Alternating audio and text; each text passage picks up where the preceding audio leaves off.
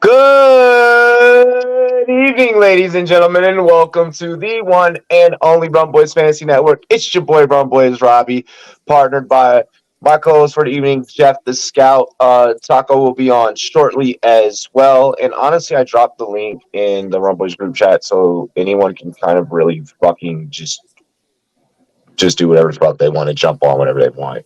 It's going to be one of those streams.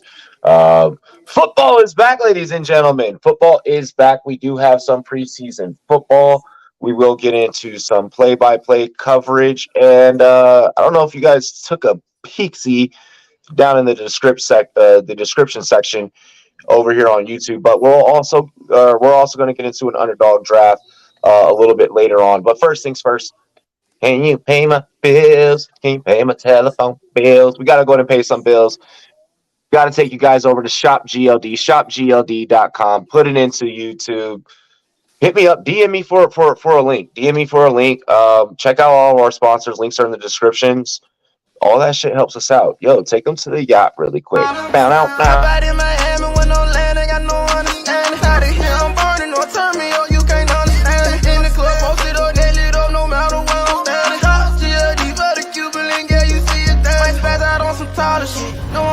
Tolerance, money conversations ain't hard to relate. It's hollering. See my net, they acknowledge it. Good bring away your knowledge.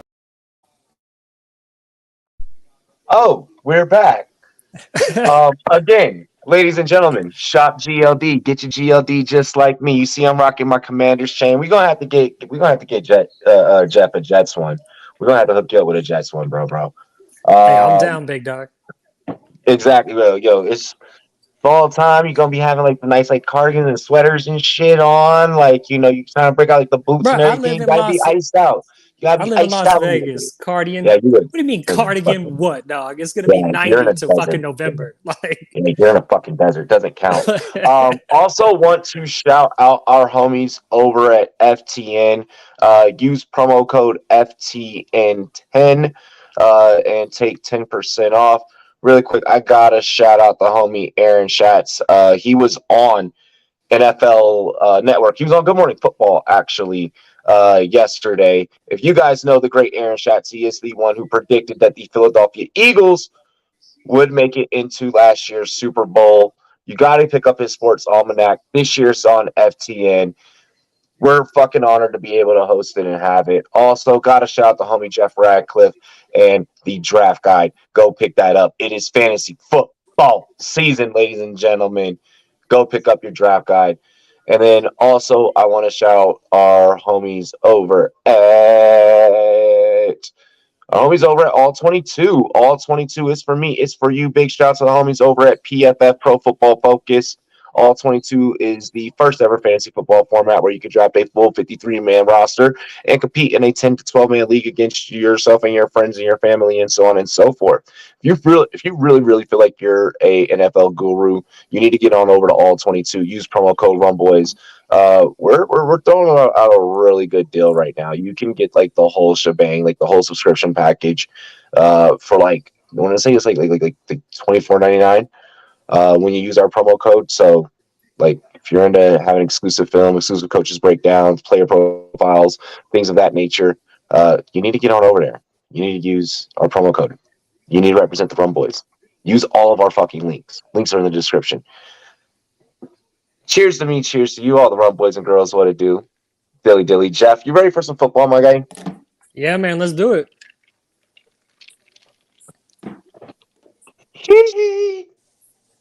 Jared, what is good? What is good? Weeds, what's good? Blah, blah, blah. Get the football. My guy's having a fantasy league on Sleeper this year. My cousin's having a fantasy league on Sleeper this year. Bro, we have a fantasy league going right now. Shout out to the Viewers League. Aiden is in that league. I might have to launch another one, honestly, because Sean, we need to get you into a league. Karan, we need to get you into a league. Jared, we need to get you into a league. So like I'll probably end up launching another league where I get like everybody together. Chat, what is fucking good? Football's we got a back. good chat here tonight. What in a Kevin D? What is good? Yes, there is a game tonight. We are going to be switching over to the Seattle Vikings game because I'm pretty much kind of done with this one. But I do want to recap the first half of this game. So I need like a cool transition scene, like a fucking thing. Here we go. Fucking Tank Dell. We told you guys he was a tank. We told you guys he was going to come into the NFL and raise hell. I was what? I know I kind of planted my flag on draft day with the whole like, hey, Stroud made the call and was like, yo, I need to get fucking Tank Dell, my guy Tank Dell, come up into the NFL and raise hell. Stroud made the call, brought him up, and it wasn't Stroud who. What I found so interesting that like it wasn't Stroud who was making the plays. Adele, we'll talk about Stroud in a moment. I feel like each individual kind of piece here needs their own shine. But Tank Dell, just that the concentration of the catch as he is on his back on the fucking turf, staring up at heaven, and still having the concentration to be able to hold on and make the catch. As a wide receiver, personally, and I keep his fucking feet love in it. bounds. And keep his feet in bounds. Jeff, what are your thoughts and just your whole synopsis on what we've seen on Dell tonight? And we'll kind of get into some of the other players. Taco, hurry up, get backstage, finish changing that diaper, because once we get done recapping this first half, I want to get into that draft. So for Tank Dell, man, like I loved him when he was at UH. I thought this kid was great, but I had reservations because we saw a very similar player, Tutu Atwell, come out not too early before he did, and his size was an issue. But Tank Dell does not look like the 165 or 167 that he showed at the combine. This kid looks more like he's in the 170s, 180s now. And he was clearly running routes like the pass that CJ Stroud threw that was an interception. Tank Dell ran a perfect route. He was right where he was supposed to be. CJ Stroud just stared him down, and Jalen Mills just ran right in between it, right from that center spot. But he ran a perfect route. Tank Dell has been all over the field tonight, flawless. So, as many know, of course, one of my key jobs is to chart for FTN. I mean, and yes, like even on the passes to where shit went to hell in a handbasket real quick, that Tank Dell was targeted on. Tank Dell route running execution, just like I mentioned, the concentration, ball skills, hands for fucking days. The homie is going to be great. He's probably going to, I could very quickly see him being, I'm going to say it, I could see him being the one. Like, I know that Nico Collins has been all the hype in training camp. I could see Tank Dell week like 8, week like 10, rearing his ugly head and just be like constantly being a pest like a fucking gnat at a Mississippi barbecue. Like for weeks like 1 all the way up until like I'll give it like week 10, and then like it's gonna be definitive where it's like, oh, that's why Stroud made that call. I want to now segue from Dell,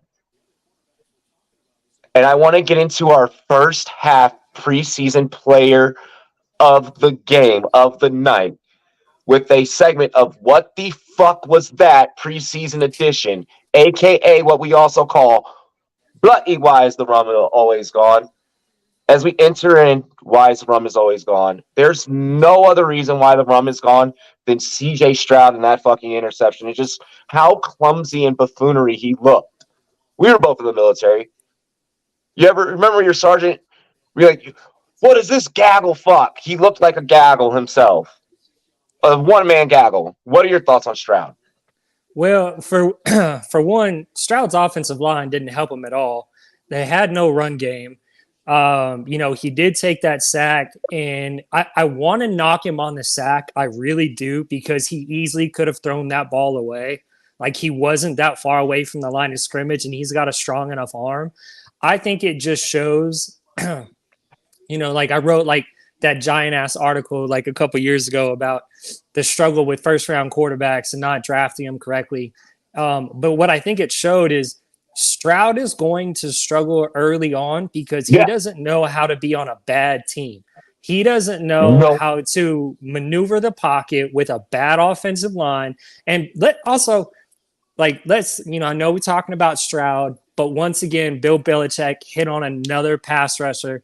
I don't know how he always does it, but motherfucker's been eating up this game all Oh, goddamn day. But he's been nothing but a pest. Stroud looked extremely uncomfortable. He did have the one nice pass, but he didn't look like Stroud. Like he wasn't fucking put maneuvering your very hands well. up. He's gonna jam you at the line. Keep going. he Sorry. he I wasn't hate. Ah. he wasn't maneuvering correctly. When he was back to pass, it wasn't like he was a one read quarterback. It looked like he couldn't make any reads. Like you didn't see his head move. Like there was no movement to his game at all. Like there was no ball movement. There was no shoulder movement. There was no side to side pocket movement. Sean, this is done. This is done in typical practice because you have to start getting him acclimated. A line, and especially a good line, when you have guys like Tunsil and such, is very expensive. Very, very expensive. You know what's not expensive? A quarterback that you're not really gonna hit because these refs will throw any fucking flag as soon as they're touched. You Well, know, that in you're not going to start like all of your starting offensive linemen because no, you're yeah, you're looking for who's going to make the rest of you, this you, roster. You know who you've got at left tackle, right guard, those center. positions are locked in. Those guys have been vets in the game for they are very, very well cemented. You need to see what you have in Stroud. You need to see what you have in a Tank Dell. You need to see if Stroud can operate the offense. You need to be able to also see Stroud's deficiencies. You need to see where he can also be profound at. There wasn't much profoundness. I want to Um, point out though something very interesting as you watch and continue to watch this game. What is it's, the one position that has not been utilized by Houston in this game? And it's tight end. no, no, but I don't expect Houston to also show everything either. Like if you notice, like what I'll say about Stroud's stint out there, it was a very much if you blinked, you didn't see it. Like Yeah, it was quick. an in and out. But what you did see, one, it's just bullyish of fucking Belichick to be like, yo, we're gonna throw fucking Mills out there while like there's a And Christian rookie. Gonzalez. Yeah, Like well, Christian Gonzalez, I completely understand. Like, bro, throwing out Jay Millsy, you the he threw out half his the starting the way defense. the way that Millsy just plays the position, bro. Like just the way he plays DB, he disguises what he's going to do in so many exotic ways. I think that the interception was going to happen. Yes, did I think it was going to be a fucking veteran that was going to do it. I didn't think that was going to. But like then, obviously, when I saw it, I was like, all right, like this is obviously okay, cool. You undercut the route. Like it was just you're gonna get that from the Patriots defense, which makes the Patriots defense fantasy relevant in leagues to where you do need to roster a defense. I want to make sure that I do throw that out there. It also seems like they're going to run some more cover three this year if this is any And indication then of what they're doing. Or they could have been just playing around with the cover three today. But I will say, as far as defense goes, after Gonzalez, Nico okay. Collins put Christian in his place, old boy came back. Nico is interesting. I know I was about to get ready to transfer over to Christian Gonzalez, which Gonzalez short and simple, sweet. My take, rangy, looks like what we expect him to be. He just needs to grow into the NFL role. He'll be fine. He'll be fine. That's my take. I don't need to He harp needs to on learn to Christian put his Gonzalez. head down when he fucking Yeah. tackles. Hell no. But fucking never tackle with your fucking head down. No, for real though. Nico's going to be a problem. I think that Oh, Nico nice is sack. a great late round grab. I have no problems if you are trying to run a Stroud Nico stack. I feel like that's the only reason as to why Stroud needs to be on your roster from a fantasy football standpoint. Other than that, when it comes to Stroud, let someone else deal with that headache. Well, Let and someone else. Nico too, we got to remember there's been a pretty long tradition of Michigan wide receivers taking 1 to 3 years to come into the NFL and come into their own. Nico's had what? This is his third coach now? Like since he's been in the NFL or second coach? Like Nico's been in some different offenses. Nico had to come and grow into his own. There's been other guys around him. So I think Nico's going to become fantasy relevant. Is he going to be a top 15 wide receiver? No. But I think if you can feel confident having Nico as like a wide receiver 3 or taking him in the mid to like later rounds of the draft, I think you should feel extremely confident about that and not have much of an issue. The Texans will still be the Texans at the end of the day. I'm going to bring up Taco. Oh my God, he's here. Yeah, I think he's been backstage for a hot minute, honestly. I just want to get through that first quarter breakdown. While we get Taco up, I'm going to get the Vikings Seahawks game ups because I really need some Tyreek Woolen in my life. TDS Taco, ladies and gentlemen. What up? How y'all doing? What up, Taco? Chilling, man. Got my first little drink poured out. Nice, right bro. Now, I just hit another slow draft. Got me Judy in the fourth. You're slow drafting in those. Are you talking about the leagues that we're doing, or are you talking about in the puppies? Yeah, in a couple of slow puppies I got going on. Some puppies. Got a couple of four. I got 4 slow puppies and 1 hound dog. There you go. Yeah. There you go, bro. Not bad. Judy in the 4th ain't bad. I'm disappointed. I normally skip Breece Hall, but I took him in the 3rd round this time because I don't have any shares of him, and I knew in 4 picks I was getting. But you also have to diversify your portfolio, which is something that we're going to do. Breece. He was at 35. At 35, like he was right next to Gibbs. Like it was Breece Hall, then Gibbs, then Nixon. At that value, I gotta take Breece Hall. I mean, you know how I feel about Gibbs, and even though I'm a Jets fan and Breece is my boy, like, bro, I love Gibbs. Really quick, hey guys, Breece really quick, really quick. Are you guys going to need?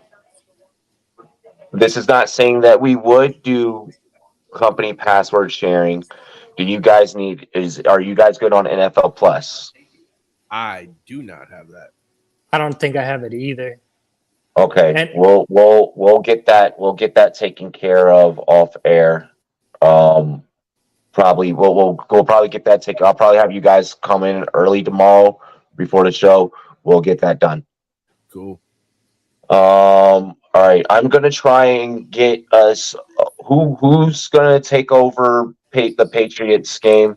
I still got the Patriots game up because for me, the Vikings and Seahawks are on the same channel. I mean, so I can't even watch it till after the Patriots game is done. And I got underdog up.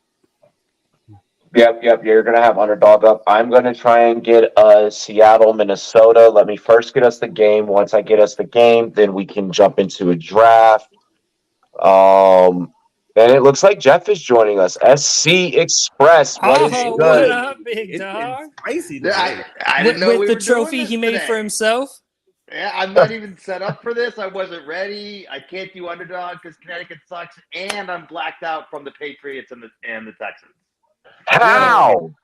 Well, it was impromptu. Like Robbie hit me up at 2:00 and was like, "Hey, we're doing a show at 6:45," and I was like, "All right, your time or my time?" It took him like 2 hours to tell me what time we were actually doing it. I was fucking clocked into my regular job. I know. I really want to see. So like going to this point, this is why I'm really, really trying right now to get us this feed. Because Seattle does really dope things with their backfield. We'll save it for tomorrow. We're not going to elaborate on it here. I gotta make sure I have enough material for other shows. Tonight we're gonna more so be focusing on the games, be focusing on film study, pointing out things that we like. We're gonna be looking for dynasty stashes. We're gonna be looking for potential redraft, future waiver wire picks. Pretty much what we're doing tonight is as exercises, making a watch list while we're also going to be going into a underdog draft as a team. Taco, do you want to explain the rules of the underdog draft, or do you want me to kind of get into it, like the whole like one roster thing? We're only drafting one roster. You want to do it? No, you got it. You rolling. You know what you want to say. Awesome. So tonight's underdog draft is going to be different, ladies and gentlemen.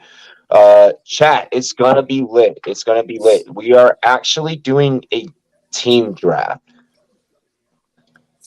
The Rum Boys are actually gonna within what? It's how many minutes between picks? How many seconds? It's like seconds between picks. 30 seconds between picks. The staff is we're gonna try our best to agree.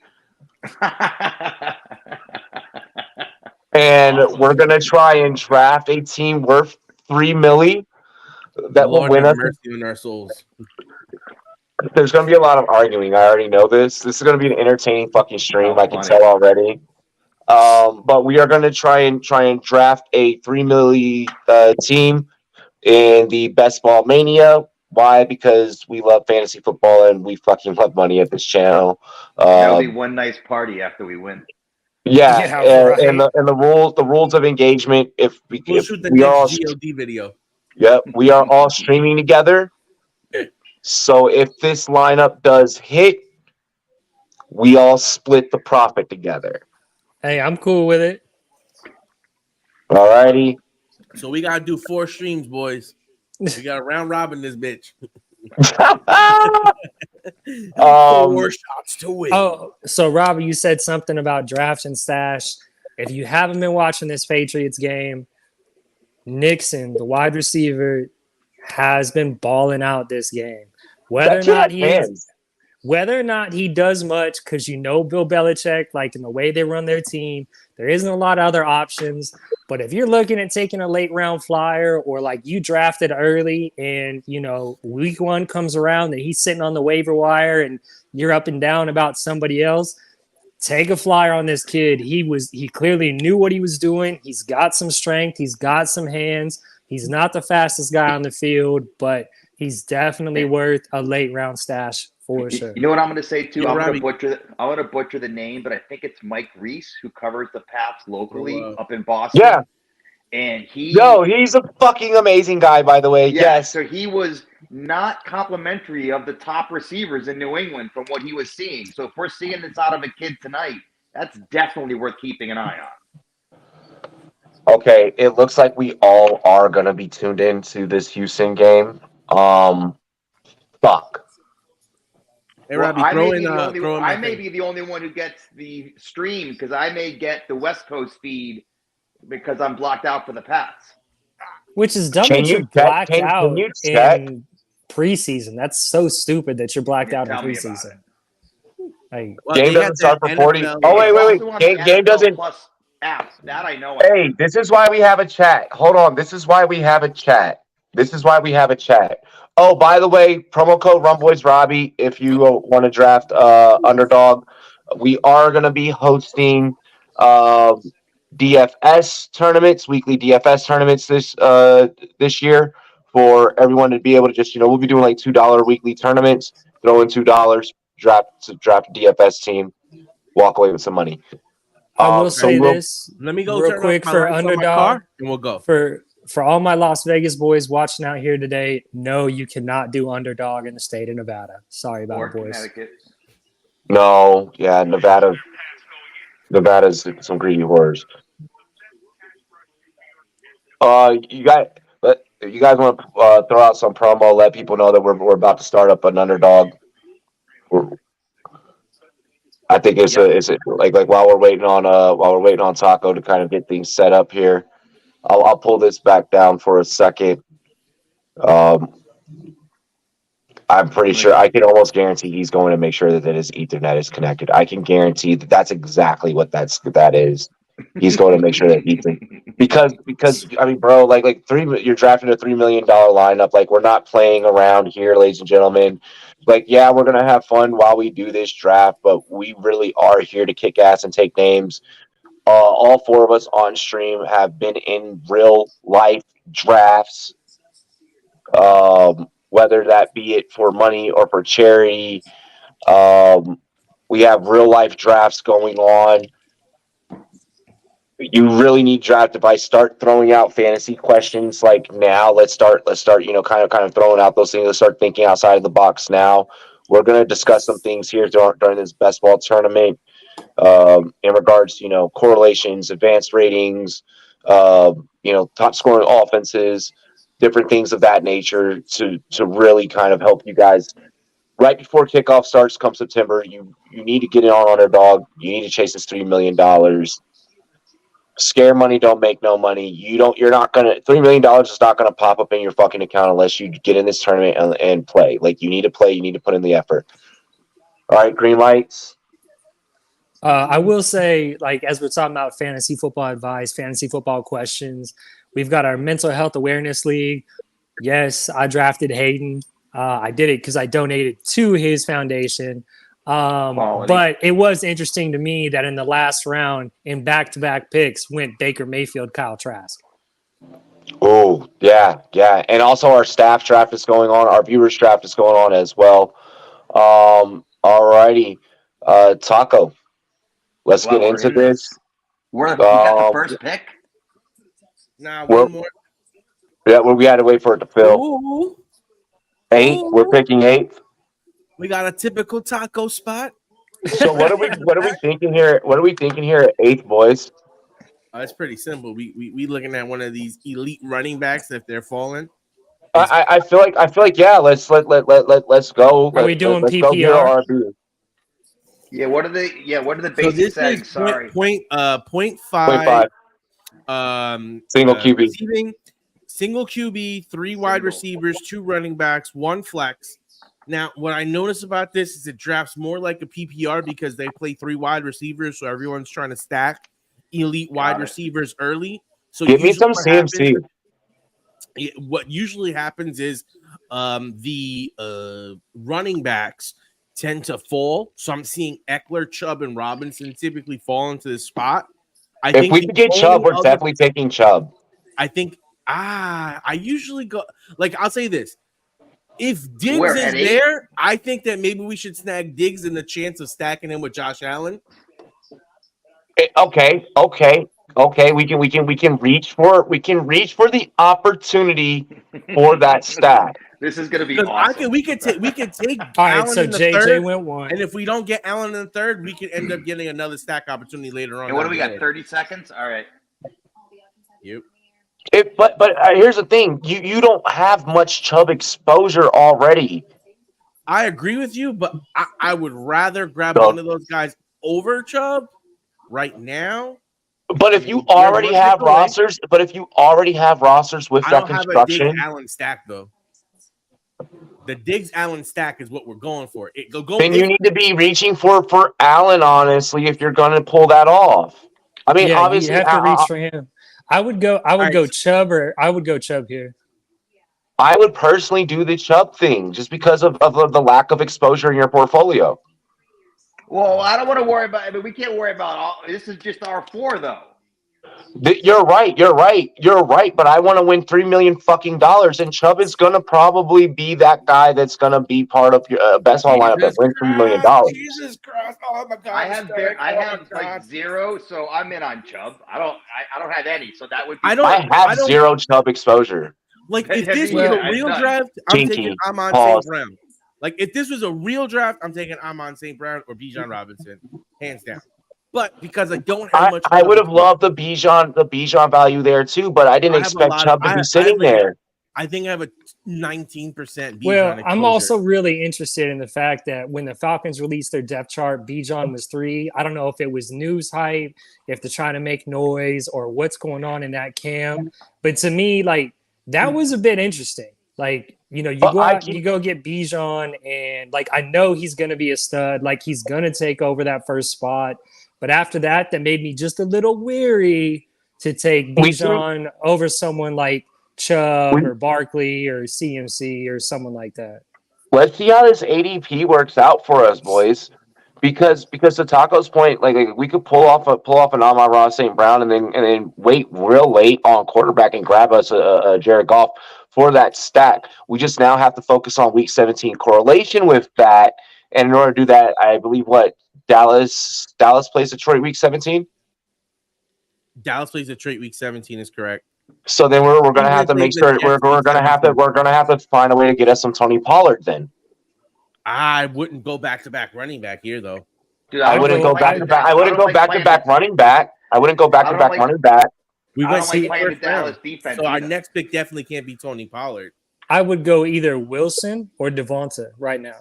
I mean, I like Olave a lot. I love Wilson. Love Wilson.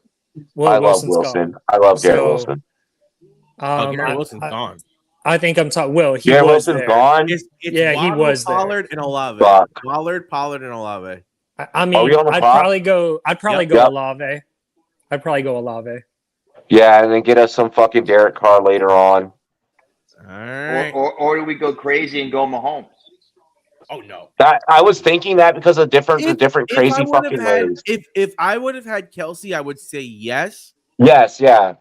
But I do also agree. I think Olave could go crazy this year, so that's why I have no problem with that Olave pick. All right. For the love of Sundays, and also Mr. Fantasy Coaches. Shout out to Jay Bats in the chat. Let's get it, boys. We're gonna be having a good amount of Jay Bats on streams this season. Be on the lookout for that. Be on the lookout for our morning show coming. We're still waiting to figure out what the fuck we're gonna name that, but we need to figure out what we're gonna name that like real quick. I'll say this: with the quarterbacks lately, I've noticed they've been starting to slide into the third round, which is interesting. Because everyone knows that in the mid rounds there's decent quarterback value, and if you're trying to chase at either a wide receiver or running back,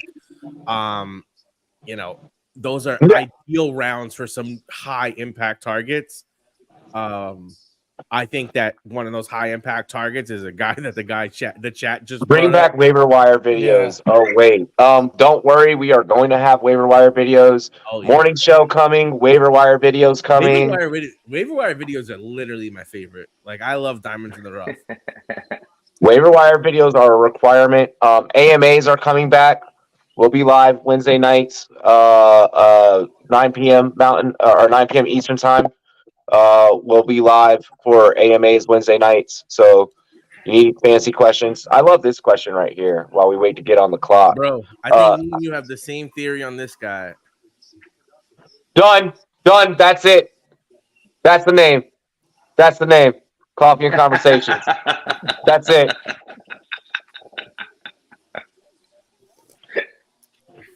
That's it right there.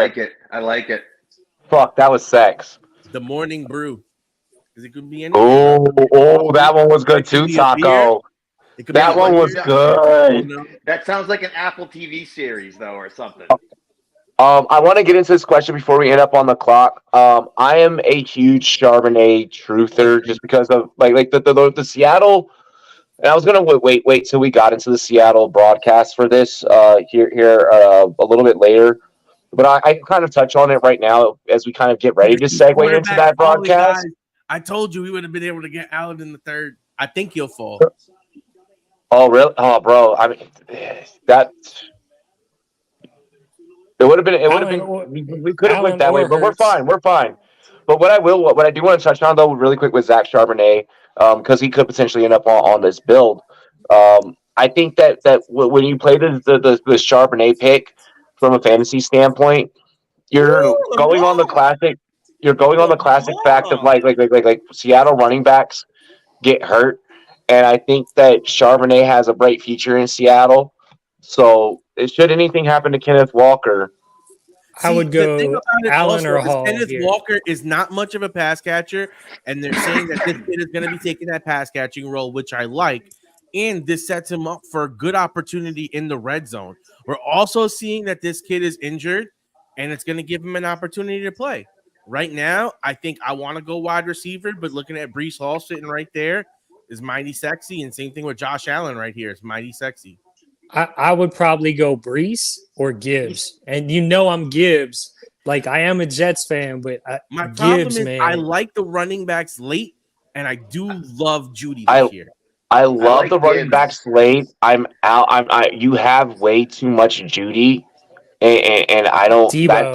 That scares the fuck 7 out of me. seconds. 7 seconds. 5 Debo. seconds. Debo, go Debo. Debo. Debo. Oh, Jesus All right, Christ. I like the for me. It would have been This is been my first Debo or exposure to Gibbs. Debo all year. What the Yeah, fuck? it would have been Debo or Gibbs for me. Yeah. I would have I was picked Judy. watching NFL Network today, or listening to NFL Network on the radio, and Bob Papa was watching the Giants and the Lions, and said that they were lining Gibbs up everywhere, and he was electric during those scrimmages. See, I like Gibbs, but I also have 20% exposure to Gibbs. Hey yo, hold up, really quick, chat. Keep me honest. If I'm on the clock in any drafts, like keep a player honest. Like for real, keep a player honest. Like if I'm on the clock, let me know. Yo, man, I should have never fucking gave the viewers like the viewers a 4-hour clock. Them, yo, man, I'm not doing that. Like the next league that I do for the viewers. All right, we coming up in 2 picks. I like Travis Etienne here. I don't have that much Watson exposure. I like London. I like McLaurin. Hopkins, I don't have that much exposure. I will so fucking take Najee over ETN. I am so out on Najee. ETN. I'm on Najee. I would too. Najee, I'm not touching at all. Not touching Najee. So Go Najee. Three of us just said Najee. Three of us just said Najee. DJ Moore over the other receivers, to be honest. I don't like Najee. Then take Joe Burrow. What? Ooh. What wide Take receiver, a shot for boys? that. Because you could take Joe Burrow, and the way the receivers are going, you could end up with Boyd later. We got 8 seconds. Burrow. Bro. I'll take DJ Najee. Moore. Oh God. You went Najee. He went Najee. Oh, I don't like that at all. I'm going Burrow. Seattle has averaged about 450 carries per season. Hold up. Where'd you go, Taco? What'd you do? Over any of those He went Najee. Even Najee. Najee. All right. I don't like that pick, to be honest. But Seattle has averaged about 450 carries per season over the past 10 seasons. guys. Even if Walker gets 275 touches, that leaves plenty for Charbonnet to get work and passing down work. I love that take. Go fucking roster bait to that. We got to be quick. I don't know. I'm kind of. We got no time on these clocks. I don't think they're about to do 450 carries again with drafting Jackson Smith and Jigba. I think they're trying to transition this offense. I love JSN. That's the real reason why I can't. Jeff. But he's at least in underdog, to me, he's not worth that draft capital. Like the draft capital of some of these guys. Mike to me, Williams. not Hold on. You hate Burrow propaganda because y'all motherfuckers let me get Burrow and Higgins from the 5-hole. And y'all watch my show. That's what makes it worse. So would we ever consider adding Ayuk, even with having Debo? Oh, why did no? I wouldn't do that. I wouldn't do that. I wouldn't do that. You know, looking for the conversation piece. Because here's the thing. If you now go that heavy on San Fran, then you better fucking bet your ass that we're getting some piece of Washington in week 17. And I don't want to have to force us into that predicament because Taco has a lot of Sam Howell exposure already. I'll say so. I don't want to put Taco. I'm trying to avoid the Sam Howell hole on this roster. Marquise Brown and Christian Kirk, I think are very interesting. Kirk. Yeah, I'm a big Kirk guy. Kirk. Well, yeah, I mean Kirk is if Kirk lasts. If you mention a single fucking Arizona Cardinal again for the rest of this stream, nah, bro. At this value, I like the volume upside of Brown, even if they're in. If you do Hawkinson, then you need to. If you do Hawkinson, then you need to pair that with Kirk Cousins, especially with this being best ball. Because if you get that week where him and Cousins just go off, I feel like we should go wide receiver too. Yeah, we got to go wide receiver here. I like JSN. I love Deontay Johnson. If you ask me, this build, my typical build right now is going between 3 quarterbacks, 5 running backs, 7 wide receivers, and 3 tight ends. But sometimes I go 2 quarterbacks. No, how would you? I'm just having fun with us too. Why would we take a second/third receiver on the team over Deontay? Deontay Johnson? I don't trust him at all. I don't because I feel like you can get Deontay. I feel like you can get Deontay later. And George Pickens is the one. George Remember, Pickens we is got the one. Najee on this one. All right. I like the 'Cause with touchdown Najee regression. and, I think like, he's going to how- come back and have a big year this year. Because Pickens, I don't think Pickens. JSN would be We what got you would call a Najee. typical third wide receiver. We I got think Najee. I Drake JSN love can be. JSN. Guys, if I Drake think he can London be is off the coming field. back to me, I'm taking Drake London, not even a question. Yeah, I'm not, If Drake yeah, I'm London good with comes I'm that, cool too. with it. Yeah, I'm I'm good fine Okay, with that. if Drake London comes back, I'm okay with that. I am willing to listen on Hawkinson, possibly, maybe, sort of, kind of, maybe, kind of. If you No, go I- Hawkinson, then I need you to couple Because I that have with no Kirk problem Cousins. But then who does Minnesota? Well, here's the thing. Here's the thing. If What you go about Hawkinson, Fields? Min- What about here's the Minnesota thing. If you plays- go Hawkinson, hold on. If you go Hawkinson, that is a top 5 scoring offense, and they are the Fields number went. 1 scoring offense weeks 15 through 17. London So went. then you Fields need to went. pair that with Kirk Cousins. Kirk If you went. do that, then you need to be going Kirk later on. All right, boys. It's Hollywood Brown or Hawkinson. The shitty Hawkinson. offense. Hawkinson. Hawk. All right, boys. I have decent Hawkinson. I love exposure, that. but fuck it. I love that. I love I'll that. say this, if Hollywood Brown is there on the way back, I can't deny him. I cannot deny him. See, even This does take even it out of the even the Jordan dog, Addison game. even the dog is saying, "I don't know. I should have gone with Deontay." I think right there. I think The he should've dog gone with barking Deontay during an right there. underdog draft is the most hilarious thing ever, bro. It's I'll not say even my this. dog. I don't have a dog. It's just some random dog On- outside. On the I way think- back around, I'm very interested in Miles Sanders here, considering that he should have 3 down work in comparison to like a JSN or Deontay Johnson, who I'm sketchy on their situations. Godwin, who has a bad quarterback. We already Really have quick, a tight end. so really I I need can't to hold even get on. believe that those two are in the same sentence, Deontay Johnson and Jay. I just don't even. They're to me, they're not even. Deontay Johnson and who? And JSN. Okay, I interviewed Deontay. Their ADPs, Like, the 3 I love Deontay. Hold on. I love Deontay. All right, guys, hold on. Let's not get Yeah, sidetracked. no, We it's got just 3 my picks. own thing. JSN is way better than Deontay. All right, JSN is way better than Deontay. 3 picks, guys. We got 3 picks. Let's get focused here. I would JSN. I would either go JSN or I would go T-Law. I'm still here, Brown. Bro, I'm if we end up, interested hang in on, here. if we end up with T-Law, bro, and then if we end up We're with a going fucking, Cousins. We're shooting Cousins here with Hawkinson. yeah, we need Cousins. I Yeah, like we that. need Cousins with Hawkinson because we need that offense. 'Cause here's the thing with Me Minnesota. right here, I like I Brown. wouldn't I take. like Pierce. What's wrong with Lawrence and Cousins? Who? Because we Lawrence and already Cousins. don't we already have a QB? No. We don't have any QBs. So I'd rather Cousins get my is third Cousins wide going to be receiver. QB1? Is Cousins going to be QB1? We need to answer that and answer that now. Then All right, boys. I cannot, like I said, I cannot pass on Brown here. There's a lot of QBs left. you're weird. You're weird. Listen, Do not man. take an Arizona He doesn't Cardinal even have on a this QB. build. Do not I take a wouldn't. Cardinal on this build. I took You're Najee fucking Harris. bugging. I did. I took Don't- Najee Harris. Ew. I took Najee Harris, bro. They're gonna. This be man behind is in every never game. healthy. Listen, when he doesn't have a quarterback. What do you mean when he is? So we're gonna get him for fucking 2 games? No, I would have gone Pickens there. I would have so gone. Oh my So god, many people over him. No. Taco. dog! That man I- never plays games, bro. What did you do? I don't have much exposure to Hollywood Brown.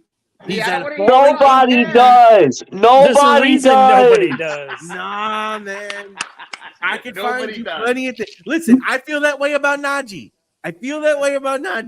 You literally grabbed the literally least owned That's a fucking. lie. That's a lie. You know That he is has not nothing. a lie. That is That is a lie. statistically fucking proven. No one Did we is take drafting Cardinals. The Cardinals are projected to lose every single game this year. We probably That's took him why over he's a ADP value too. play. He's He's behind not in a every value game. play. It's a negative Taco, game script. This is Taco, exact- this it's the man 10 targets. has never played 6 games in a season. 6 games. Wow. He has That's never true? suited Is up. that true? He's never suited up for 6 games. So he's never played more than 5 games in a season. Wow. Is that what you Didn't I said? just fuck? He's never played more than 6 games in a fucking season, Taco.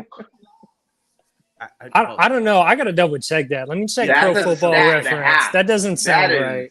That sounds Robbie, a you bit bringing off. the heat with that one. That's nice. He's never been healthy for a full season. Okay. Bro, the only Cardinal that you're taking is their fucking tight end. All right, Why? so Because he literally- Marquise Brown, 2019, 11 games started. 2020, 14 games started. 21, 16 games started. 2020, 10 games started. Okay. Oh, shit.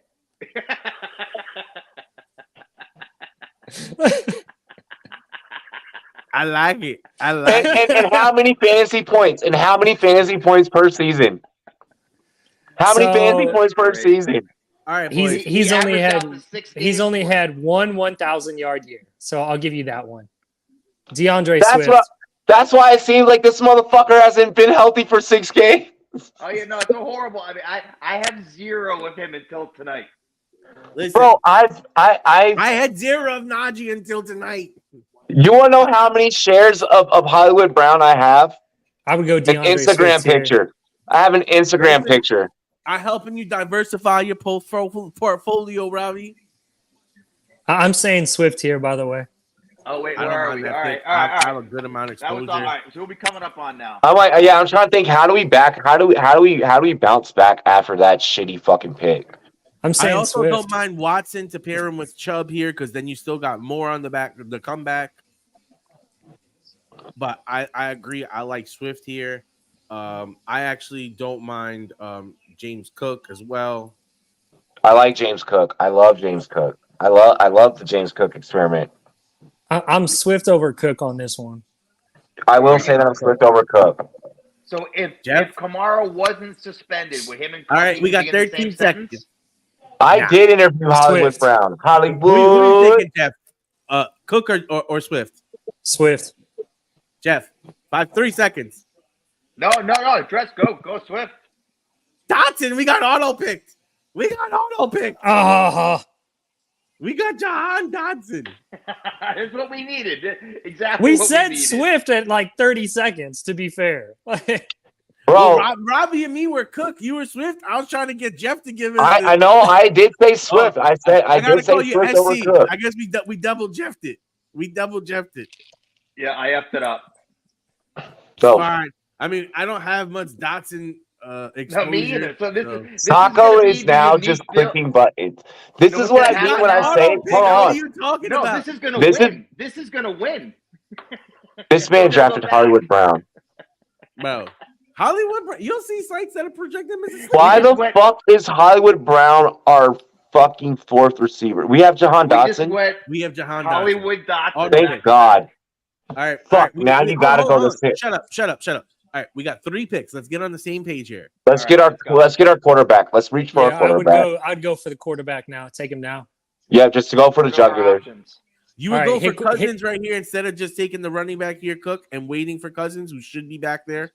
We're talking about like a huge I thought you just drafted Cook. no. Click on the we QB tab for fucking a second. timed out because nobody would listen. Yeah, Click take on the Cook. QB tab. Take Cook here Cook. now. Take Cook. Yeah, but you back it Cook up with this Cook. way. Why not? We got Somebody's Treylon Burks watching us. here. Take No, Cook. Cook's still there. Cook's still there. No, Cook's not here.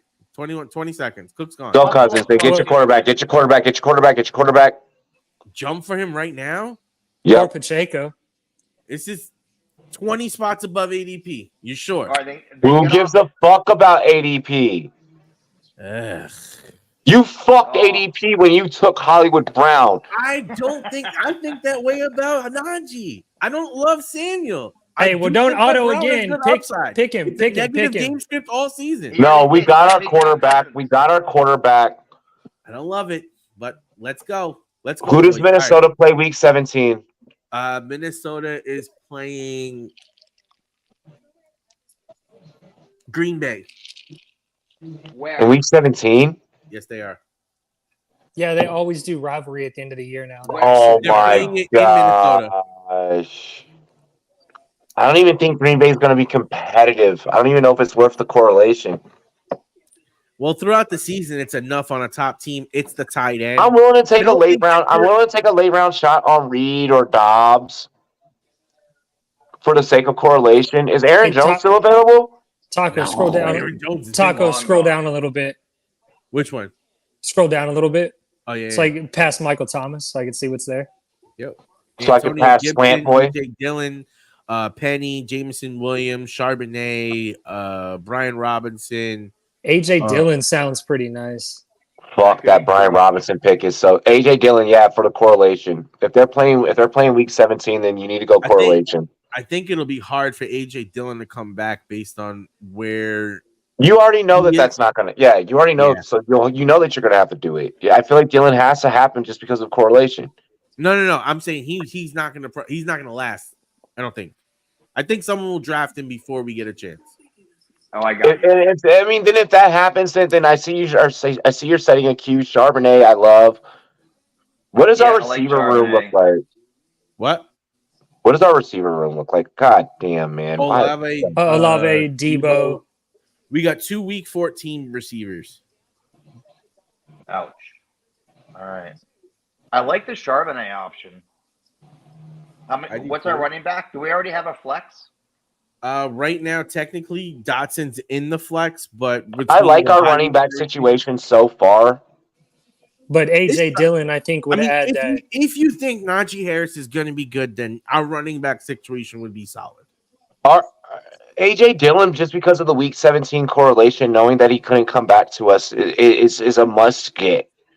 No, you can't take AJ Dillon because him and Najee Harris both have a week 6 bye. Oh, that's a very good call. You can't. We can't do that. Well, but we're gonna grab another running back later on. Who gives a fuck? Wide receivers. Who gives a fuck? We're gonna have another running back later on. Flex. Technically, it's our flex. Like I would rather take Chardonnay over Dillon because of the bye week right now. Or a Shane. I don't give a fuck about the bye week because we're gonna get another running back later, so we can balance that out. I care about playoff advancement and I care about getting to $3 million. So that correlation is so fucking important. I know what you're saying, but I just don't think it. If Minnesota is in a situation where they need to fucking put it, you think about it last year. You know what was the skeleton key that won Pat Kerrane last year? The Minnesota Giants game. He's gone. Fuck, Dillon's gone? He's gone. Yeah. So then you have to go Charbonnet now. I think so. Or our Shane. Or who? I trust Charbonnet over A-Chain.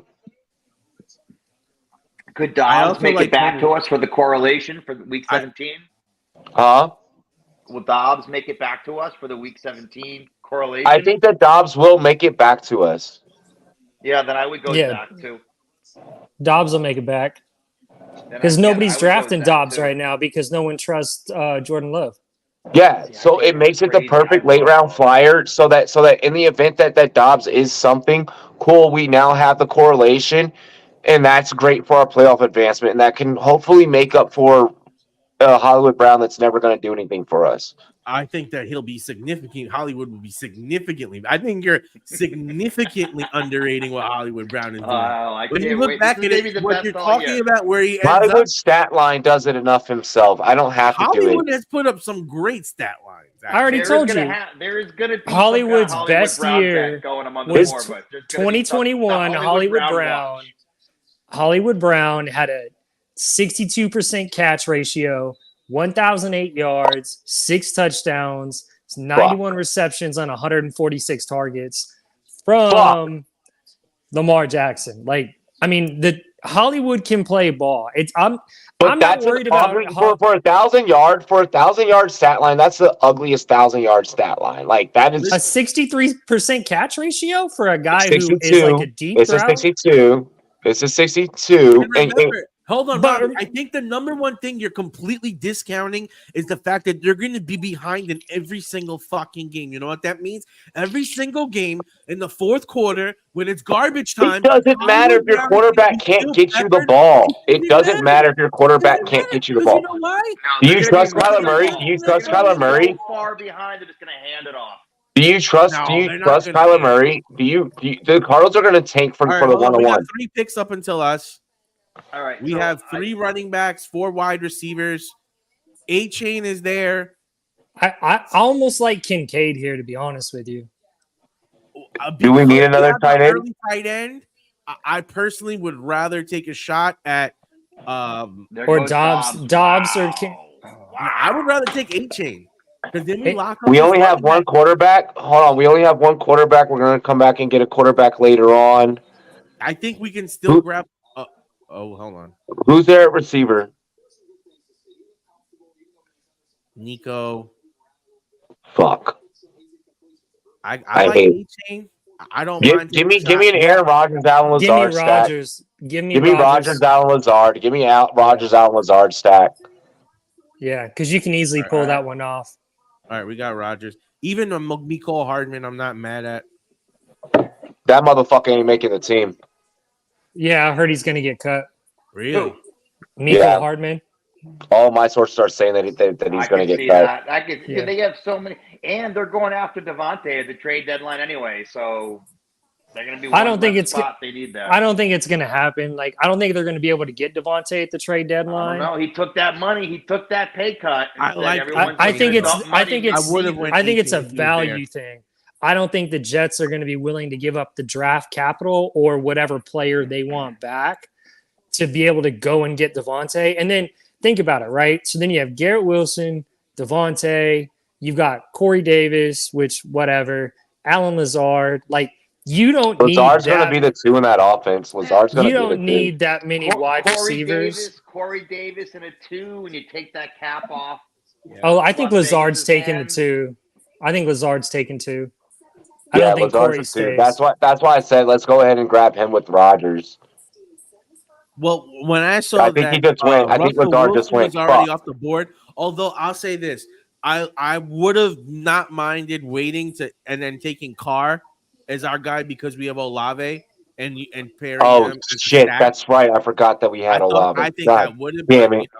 We could go with 3 QB build and grab Carr later. But there's no way. I'm taking a QB that early right now, though. I love what the 3 QB does. This year, because of how much talent is at QB, you need to. I feel like you have to go with 3 QB.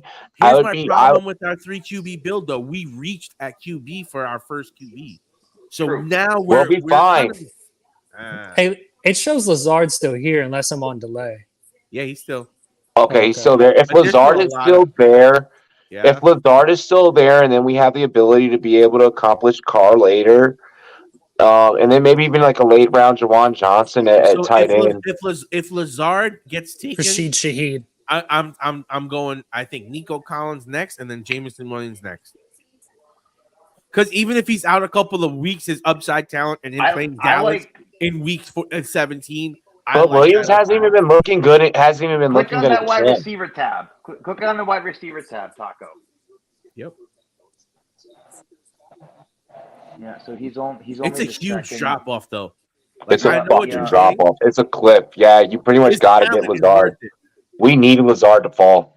Well, I'm cool with any of the top 4 guys. Yo, is there anyone? No one in this draft better be. If anyone in this draft is in this chat or is peeking into this stream, I'm gonna be pissed.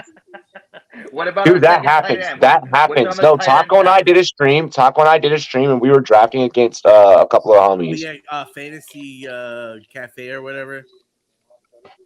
Yo, shout out to our Twitch. I want more fucking Twitch followers, bro. I want more Twitch. So we're locked in on this Alan Lazard over Nico Collins. Yeah. Yes, we're locked in. We're locked in there. What about? I don't mind to take Bigsby on the way back. I love Bigsby on the way back. God, I love Bigsby on the way back. There goes Nico. What about tight end? What do we got there? We only have one. There's a lot of tight ends left. There's a lot of tight ends. I will. If we can get Jawan Johnson later on, if we can get Derek Carr, I'm down to get Jawan Johnson later on. Since we spent the draft on him, okay, we're coming up right here. Alan Lazard's our next pick, but since we spent that early tight end capital, I don't mind just taking 2 rookies late or 1 rookie late. Mayor, we are waiting. We got to take Mayor. Stop. We got to answer the chat.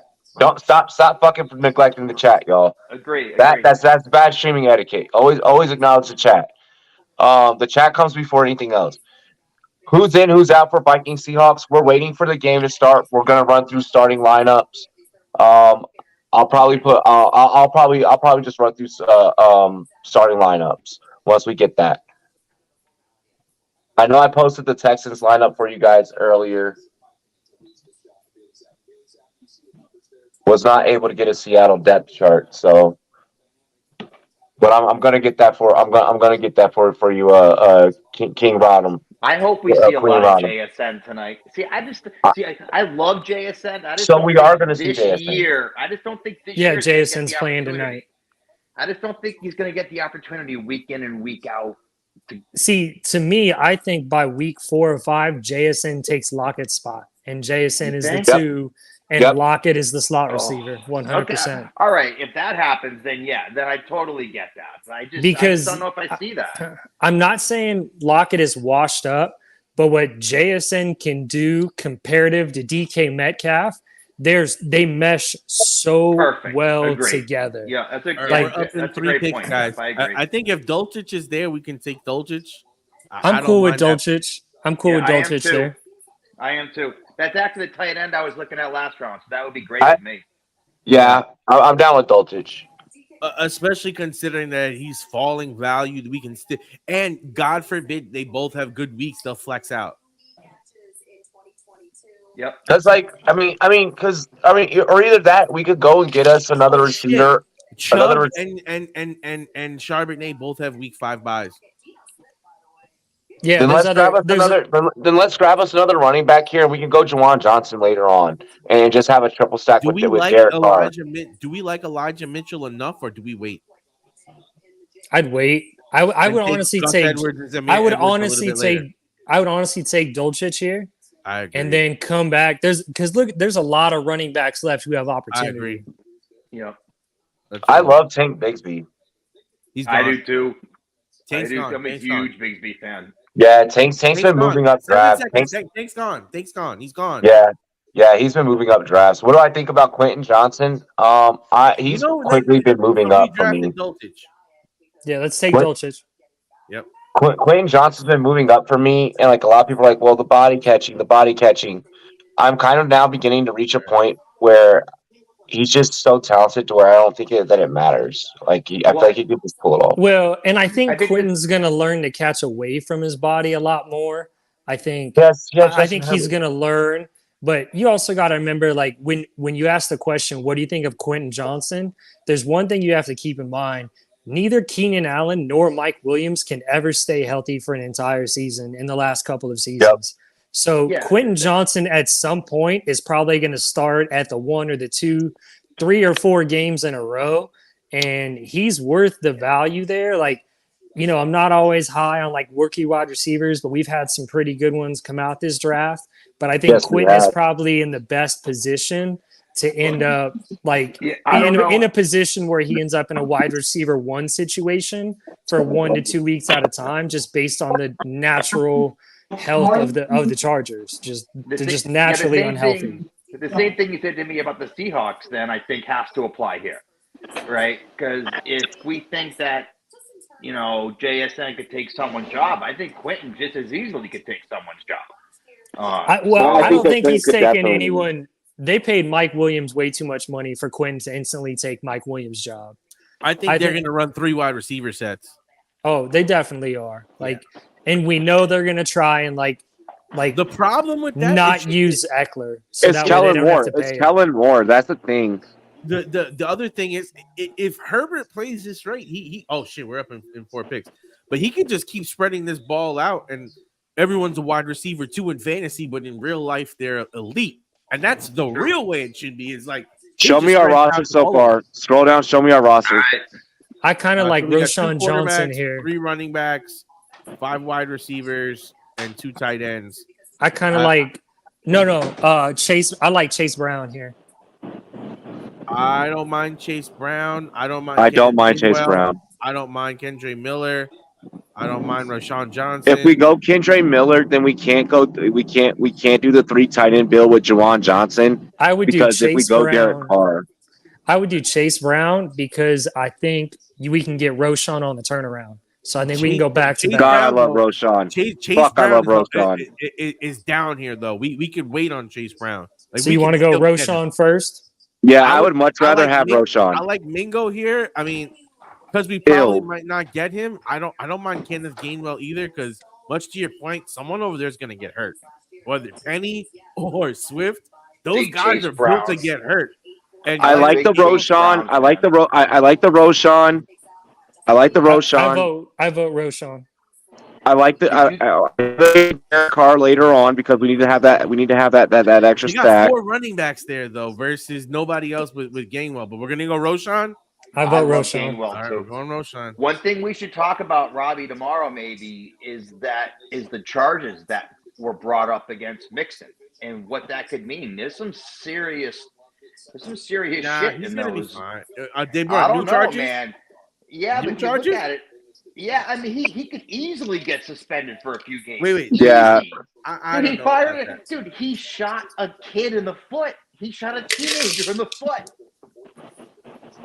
Damn. I mean, you can't do that. Is that new or is that? No, is you that, can't do that.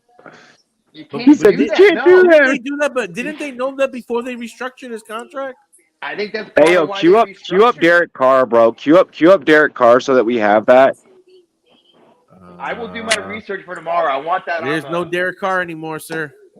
Oh There you fuck. go.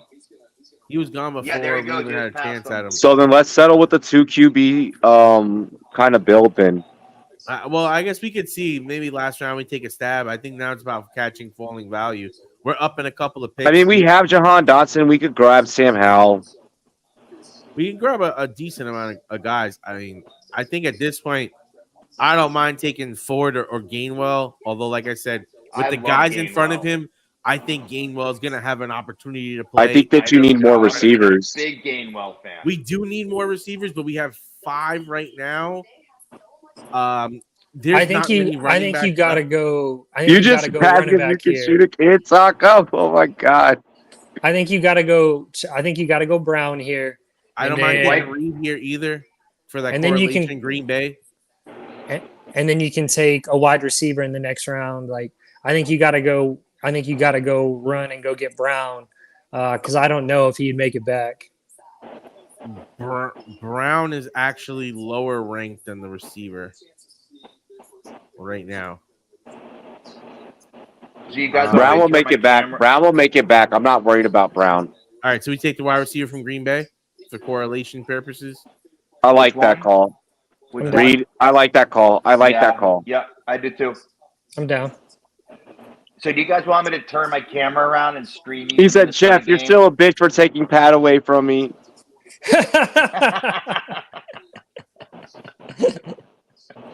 I really think we get Chase Brown with the next pick.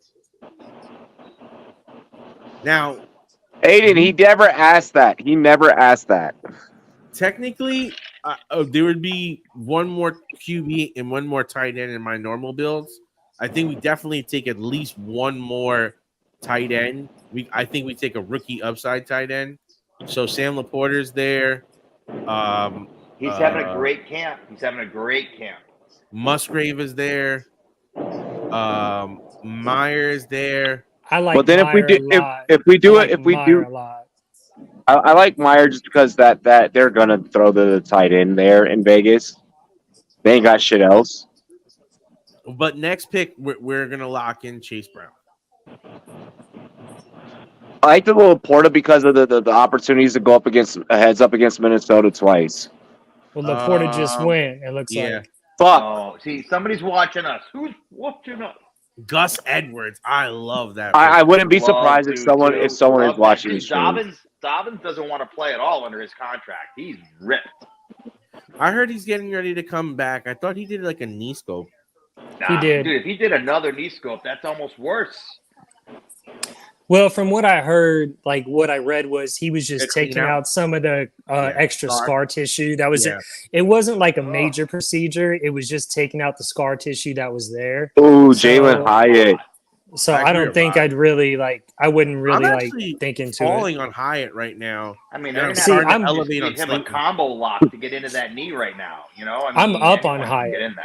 I'm down on Hyatt, up on Slayton. From what I'm seeing in the distribution in the game in their actual like scrimmages and stuff like that, Slayton low key is getting a much more targets. I could believe that. I could believe that, I love honestly. Slayton's just solid. He is what he is, and Jones knows where he's going to be. That and plus he he has plays that rapport with him. role. They've been together for like 4 years. Yeah, Hey, he stop plays bringing that up role Darius Slayton. I still got to fucking mail out Taco's Slayton autographed Darius Slayton jersey. What, you have one of those? I want that. Yeah. That's awesome. I interviewed Slayton. Here comes Chase Brown, that's boys. Awesome. All right, so I actually have. So the Vikings game is on NFL Network. They haven't started yet, but they're showing all JSN highlights. I'm about to head in a minute. JSN is a fucking wet dream.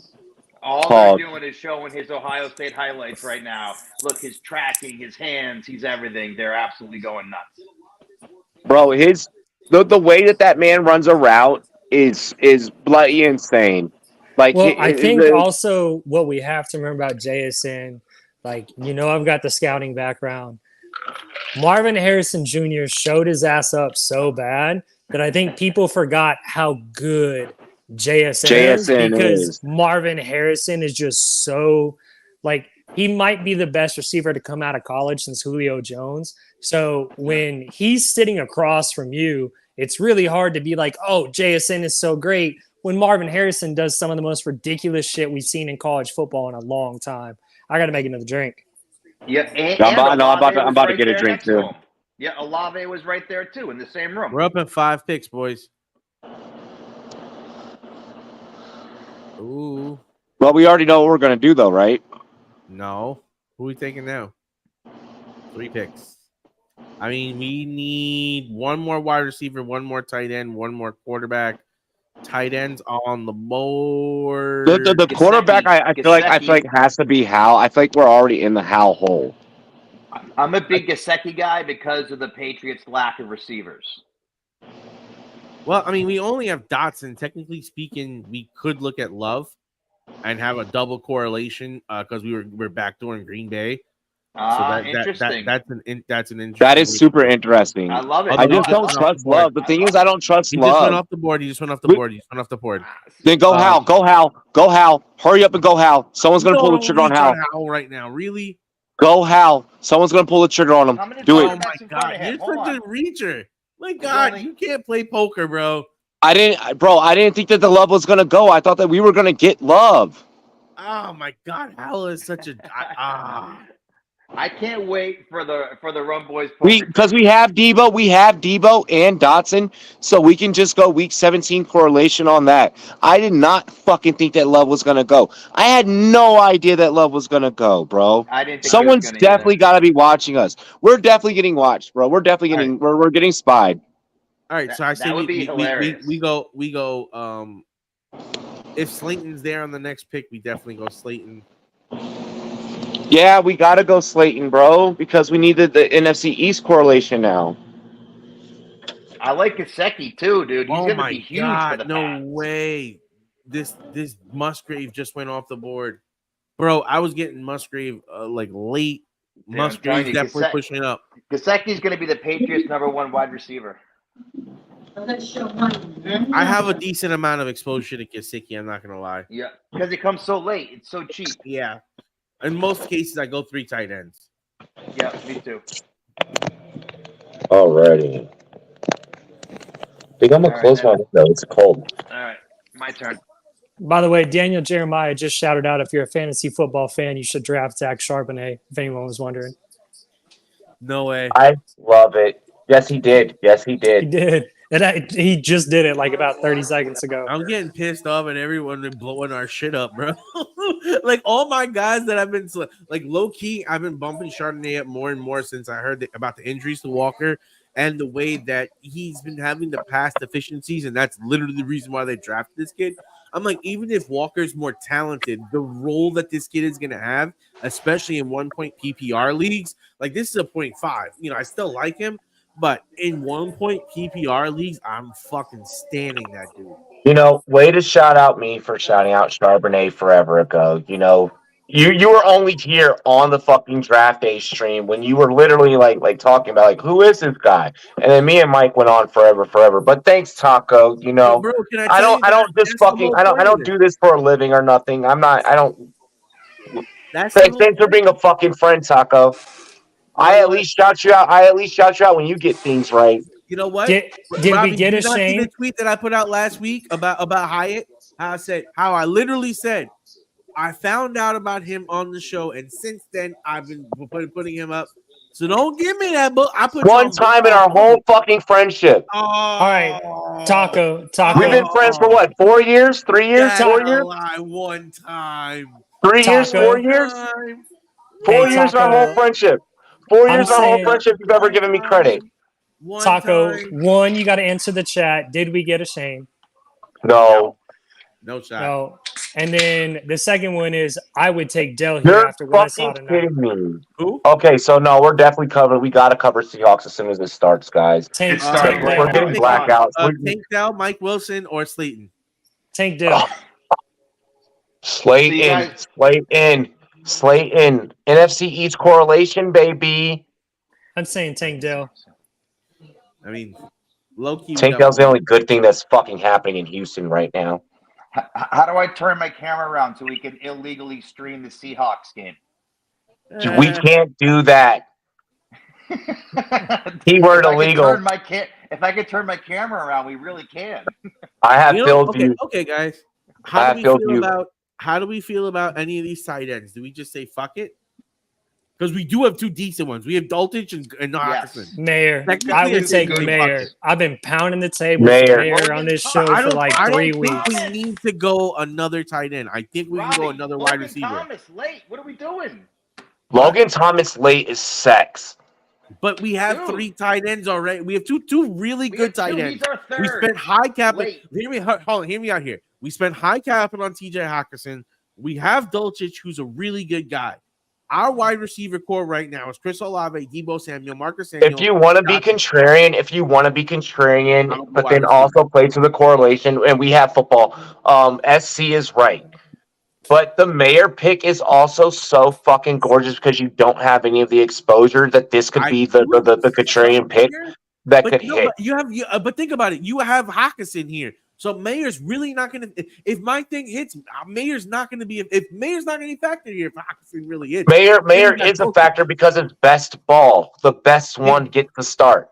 But yes, that's why I say we go wide receiver because our wide receivers are lacking in that tight end. We have two of the top 12.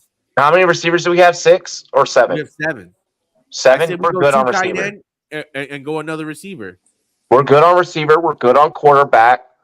I like the debate between Thomas or Mayer. Yeah, I just don't know why we would go tight end now when we can get Thomas later. No, this last round. This is the last round. I Oh would go yeah. Mayer. All right. Oh, okay. I would go then Mayer. I don't care. Then I don't care. Then Tank Dell for the sake of the day. Mayer. I don't like. I would go Mayer. I think you're I would go Mayer. number one receiver. All right. I just personally think when you have an elite tight end there, I wouldn't double down there, and I probably would have taken a Puka or a Tank Dell. Tank Dell, yeah. Like just because. I would go Mayer. Did we go? Who do we pick? Mayer. We took Mayer. Cool. And that's the end of the draft. We're going to review that. Addison did drop his drop his first pass, and my fucking gosh, I have Brown for the Seahawks is all over the place making fucking plays with a pass breakup there. Absolutely beautiful. A lot of pressure. Taco, go to the when this draft ends, go to the tab to where we can view everything. I'm gonna pull this down for now. Let's get into some play-by-play, and we'll come back in commercials. Sounds good? Cool. Yeah. Let's go full screen for us. Let's get into some play-by-play, guys. Oh. Quick drop back here in Minnesota. Almost a safety. That one gotten rid of just barely. Yeah, that was close, man. Whoa. Yeah. I think what this first series really tells me, none of the starters for Minnesota on the offensive line better get hurt. Oh, obviously. Hey, really quick, gentlemen, we're gonna review that draft after some play-by-play, but you all deserve this. Cheers to me, cheers to you all, the Rum Boys and Girls. What it do, Dilly Dilly. Good draft, fellas. This is fun. My first exposure to a couple of guys, so it should be interesting. Here's to Hollywood Brown, baby. Hollywood Brown. Hollywood Brown. You know, I I cannot wait. promise you that. I promise you this, SC. I promise you this. Hollywood Brown will be better than advertised. Oh, I promise you this. He will. That's He awesome. will outplay the 60. It's JSN time. It's JSN time. It's yeah, JSN. Jason about got his head ripped off on that tackle. Okay, can I say something though? Here's what bothers me with JSN. Oh, Drew Lock. Oh, hey, we he got a is run boy on an the field, elite guys. We got a run talent. boy on the field. Hold on, we got a run boy on the field. Now, we like that. again, I get it. He's an elite talent. But when you have 2 elite running backs, 3 elite wide receivers, no I got so fan, drunk with that, man. That's How where I high struggle can with his him. ceiling That's be? where I struggle. based on where he's Wait, being drafted. Like, whoa. How, what do you mean Oh, 3 elite wide Seattle using the receivers? You option don't think Tyler opening Lockett's up, elite? and it's JSN with his first fucking NFL catch on a quick just option wheel route. You don't think he's Gosh, elite? 1,698 yards and 10 TDs at Ohio State. Okay, Fuck. I get you. He's a great player. He's a great prospect coming up, but he's a rookie coming up with DK Metcalf and Tyler Lockett. And I know a lot of people think that They're Tyler trying to Lockett move is off from Tyler unstrung, Lockett. They're trying to Tyler move off from Lockett's Tyler been- Lockett. Tyler No Lockett way. is a Lockett really isn't good giving player. up nothing. Lockett's not This is giving up Lockett's anything. last year. But even if it's his last Who was that year, on that what- carry? Hang on. Here's the biggest struggle I have. Real Guys, world pay attention to talent play by play. You versus can get into takes in a position. minute. We got to pay attention to play by play, guys. DJ Robbie, Dallas. That was I DJ think Dallas. You know what, though? We're all I think you're on different mad timing. delay, Robbie. I Yeah, think we're you're all about on 30 different seconds timing 'cause behind we're all on everyone different else. delays. We're all on Be- different delays. Because, like- So then let Robbie Hey, do the the FCC. play-by-play. Yeah, the FCC is going to do that. It's a requirement by law. Yeah, I just saw them. A lot of motion. So one of the things I'm noticing here, a lot of pre-snap motion. Seattle's going to try a lot of trickery to try and pull off sides, and Drew Lock hit as he threw. I almost thought that could have been a flag there. That could have been debatable in the box, but Well, we'll push think- 3 and out. I think what you're seeing is Seattle is trying to make an offense in case Charbonnet and Walker's injuries last longer than they should, that they're going to go to more motion, more play action, more bootleg, because Geno can move around. I think you're seeing an offense that they're trying out right now that just in case they've got to start DJ Dallas week 1, they've got an offense already set in place that everyone's used to, that they can get around without having a strong run game. I can agree. I can agree with that. Just the way that it looked. I mean, even on incomplete passes and such, it just kind of just goes to show from the play calling standpoint of just different things that were called and that were rolled out. We saw some doubles there. I love seeing some twins action, especially with the receiving core that you have. I love seeing that twins action, especially when you got a guy like Drew Lock who overcame a lot of adversity from Mizzou. This offense has embraced quarterbacks that have overcame adversity from the Russell Wilsons with Wisconsin, Geno Smith with West Virginia, Drew Lock with Mizzou. We've seen this offense embrace quarterbacks that have overcome adversity. So it was kind of seeing some of those packages, from seeing twins called, seeing a read option to where it developed to JSN coming out on the wheel. I like that, and it's just so much credit to Pete Carroll. I know that I said that we were going to talk about it tomorrow night, but just to give that man his flowers. Well, that's what I was going to say. Yeah, what a I great think coach. this What a great this coach. showed, in Russell Wilson's last year, there was that big argument: is Russ the problem or is Pete the problem? I think it showed exactly that Russ was the problem. It wasn't Pete. Russ Pete was is a hell ready. of a So coach. you've read 48 Laws of Power, or either the 50 Cent's version of the 50 Laws of Power. Have you read either of those? Yeah. So one of the 50 laws, one of the 48 laws, is never outshine the master. And Russell, I personally feel from and I do believe that psychology obviously does play into this game that we all love and play. We've talked about mental health issues. We have a mental health league that all 4 of us are in, et cetera, et cetera. I think that from a psychology standpoint, Russell felt that it was his time to outshine the master, and we're seeing. Let's break it down from a hip hop standpoint. You never saw 50 try and outshine him. You'll never see Drake try and outshine Lil Wayne. You never saw Run DMC try and outshine Sugar Hill Gang. I could bring up many different examples. Method Man and Redman never made sure they were bigger than the Wu-Tang Clan. Like, I can bring up so many different examples. You just don't outshine the master, because when you try and do that, you make yourself look less than, and you make yourself look incompetent. You put yourself under a microscope. It's where it's like, okay, well, if you think you're so fucking good, well, now we're all gonna watch you, and now we're all gonna scrutinize you. Hey, Robbie, throw up Sean's fucking post in the chat real quick. Do you see Russ turning things around this year? Oh, fuck yes. I don't know, man. So I'm skeptical just because, one, they can't stay healthy, but I don't know how Russ and Sean Payton are going to gel. Like, you're talking about two alphas. You're talking about two alphas being in this better thing. hope it goes well. Russ better hope it goes well, or he's out. And that's the thing. I think Russ is not that bad. Russ is a here's the thing. Here's the thing we need to give Russ. Holy fuck! Good job, Kobe. Kobe Bryant, my boy from Cincinnati, bro. I had him so high in the draft. I had really quick. I'm gonna come back to this question here, and I'm gonna finish my take. I want to make sure that while everyone's watching the game, we're really paying attention to number 3. We already know what Jay Jettis is made of. We don't give two shits about TJ Hawkinson or KJ Osborne. I really want you guys to pay attention to number 3, which is Jordan Addison. I really want you guys to also pay attention as to how Rieger, a guy who they acquired last year, could be utilized and subbed and moved around in different packages as well. And their running back 32 is tearing it up. Yes, they're running. That is Chandler. When we talk about, that's the rookie. He's not a rookie. He has been on this offense for quite a minute. Good shit, Rieger. That was a high hit. That was a high hit by Bryant. That was a high hit. Rieger was definitely overdrafted, but Philly was in a transition.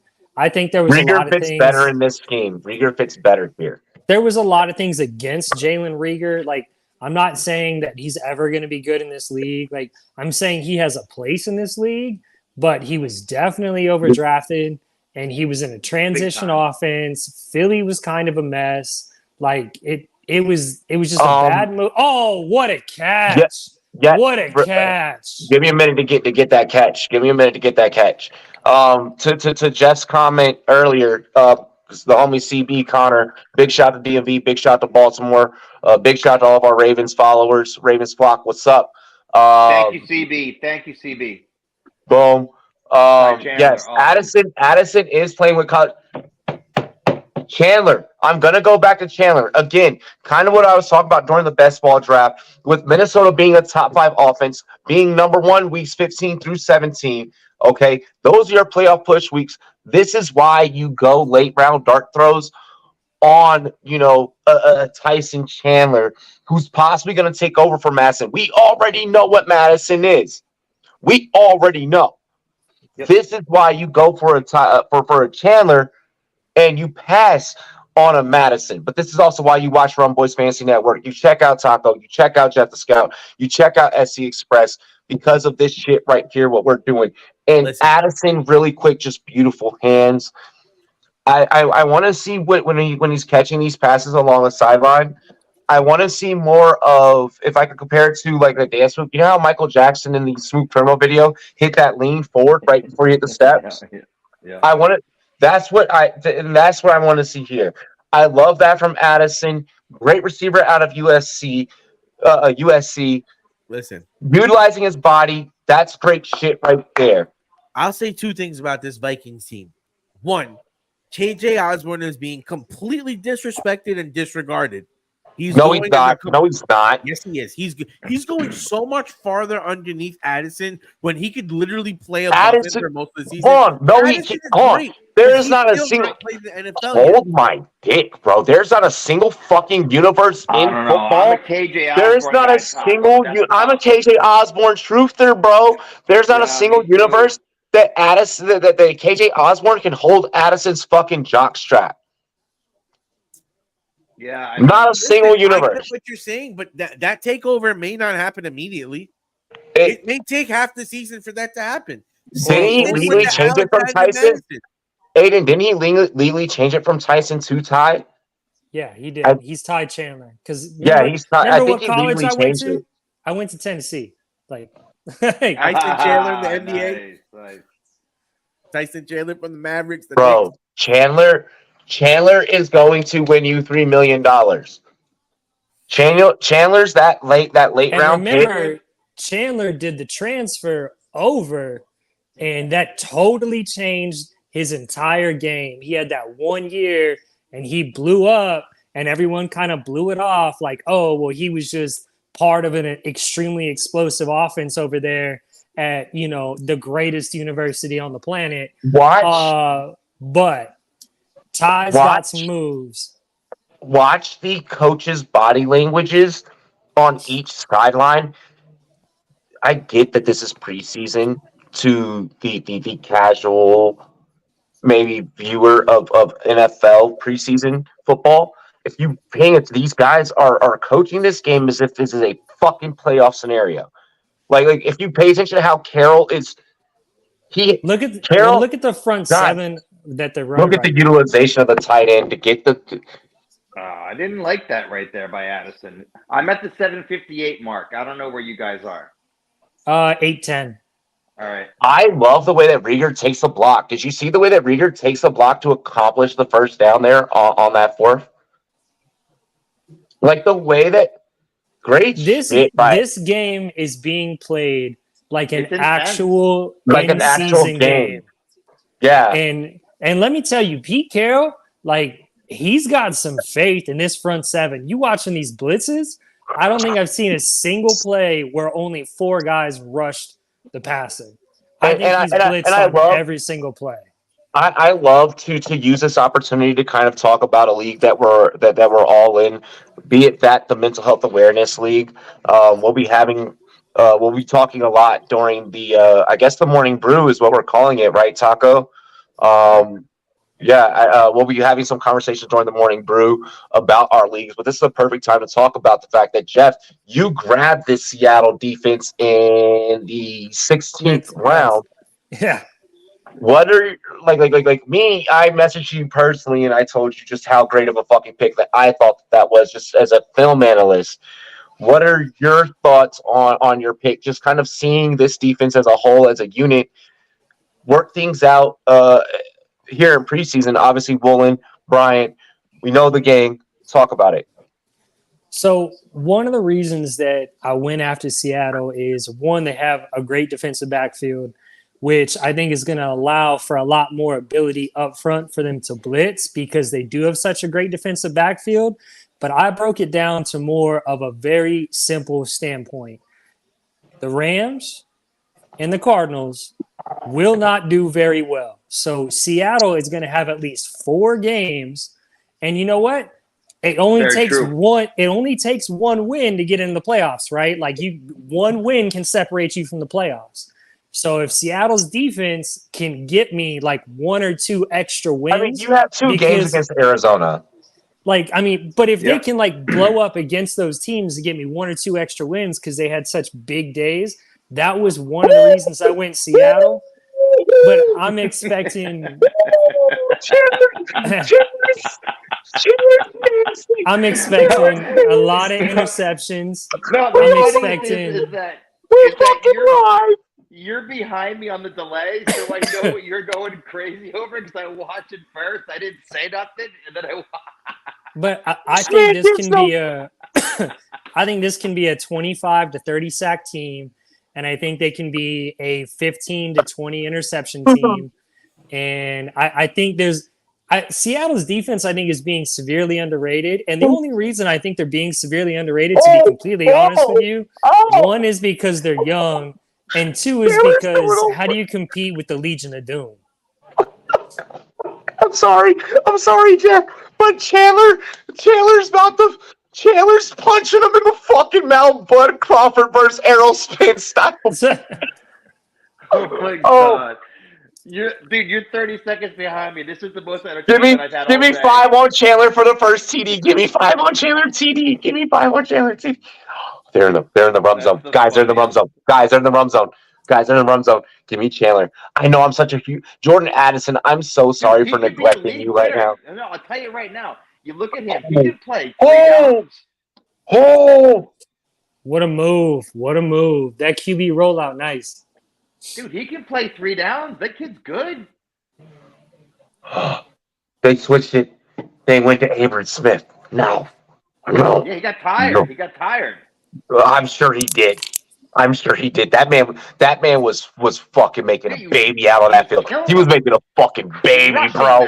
Yes, that's what Oh my god. Just take it. Oh my gosh. Yo, pay attention to Brian. Pay attention to Brian.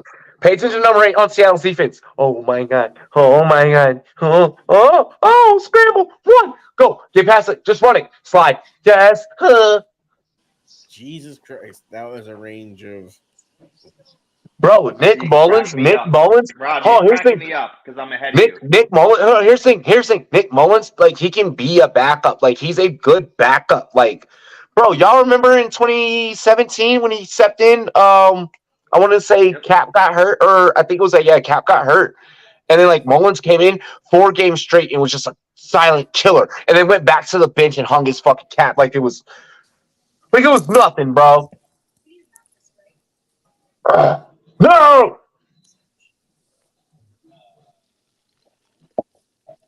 Joseph got the extra point. We're good. All right. By the way, Kobe Bryant's not getting enough credit on this defense. Yes, he is. Yes, he is. Yes, he is. That's a terrible take. Kobe Bryant deserves much more credit than he's getting. Some fucking shit take. That's a shit take. Nobody is out there saying Kobe Bryant is this or Kobe Bryant is that. Like, the cameraman has been on Bryant only for the defense, bro. You're lucky that Woolen wasn't on the field during any of that because Bryant would have never gotten any coverage. Well, that's what I'm saying. Is Woolen is so good, people are forgetting how good Kobe is. Woolen is what was almost better than fucking Sauce Gardner. The thing that Sauce Gardner has on his resume.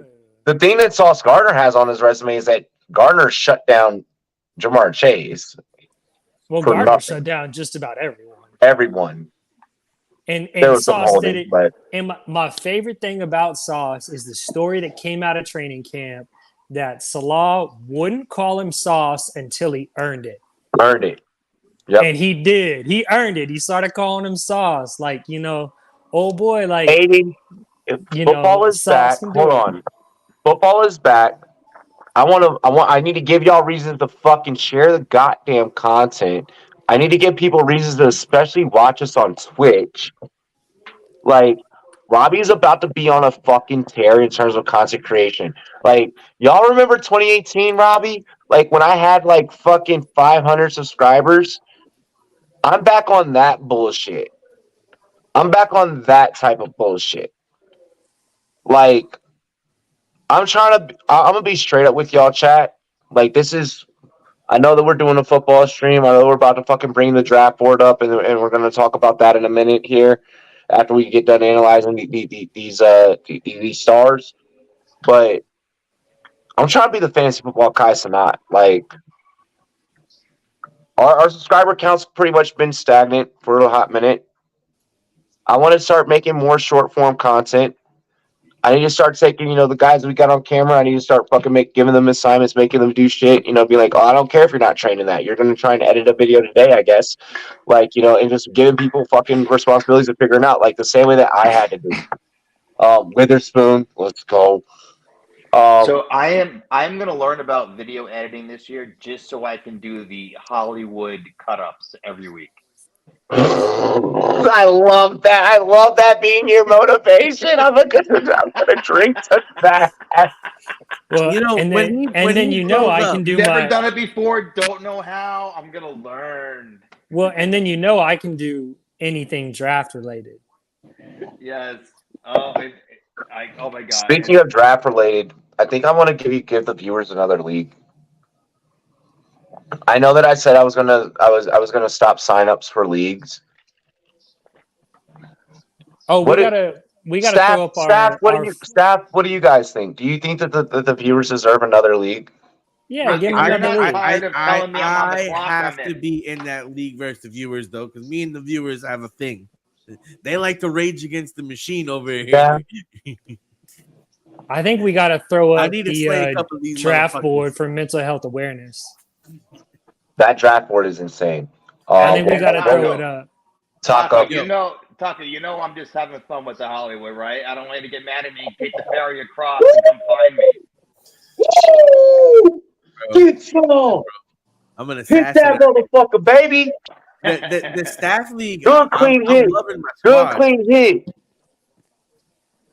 That's an interesting scoring though, because Robbie definitely went fucking buck wild in that league with the scoring. Yeah, he did. Which one? That staff Keep league track of it. draft. I couldn't even keep track. I think though we do need to do a standard redraft, 12 team 1 QB for the regular people. Bill, you just brought up the words 1 QB on stream. Can I just say something to you, Robbie? 90% Why did you do that? Well, most casuals, that's what they Hold on. Aiden is complaining about a 3-day draft. I'm not gonna lie, Robbie. You have You no have idea what the fucking other leagues clocks. have been through. I would never give a clock more than 4 hours. I think we should do clocks are I think we should do a staff dynasty league. To be honest with you. Yeah. Yes. The problem is that sometimes like the staff be rotating. People will either like move on to bigger and better things. Like, bro, y'all know. Then it becomes. Y'all know how many different people right now that are in the fantasy industry that started off like their very first ever fucking podcast was Rum Boys. All right, then how about this? How about this, Robbie? This platform grow like pushes people to like stardom, bro. How about this? We do it as a content creator dynasty, so you can get different brands also. So this way they can rep their own brand. Maybe so every other dynasty league that I'm in, Taco, same. Listen, do it from the perspective. Great idea. We gonna record the shit talk though. We can have like a fucking recorded shit talk weekly standoff settings. I like that. No, I like that. I like that. We're doing that with the Colorado Springs League. But it's different when it's different creators because content creators know how to actually make content. Exactly. Like we get spicy. It's about to be a whole bunch of what is that shit? Bro, I will make content while putting gas in my car at the fucking gas pump. You should see the shit I do at the dinner table. You should see the shit I do at the dinner table.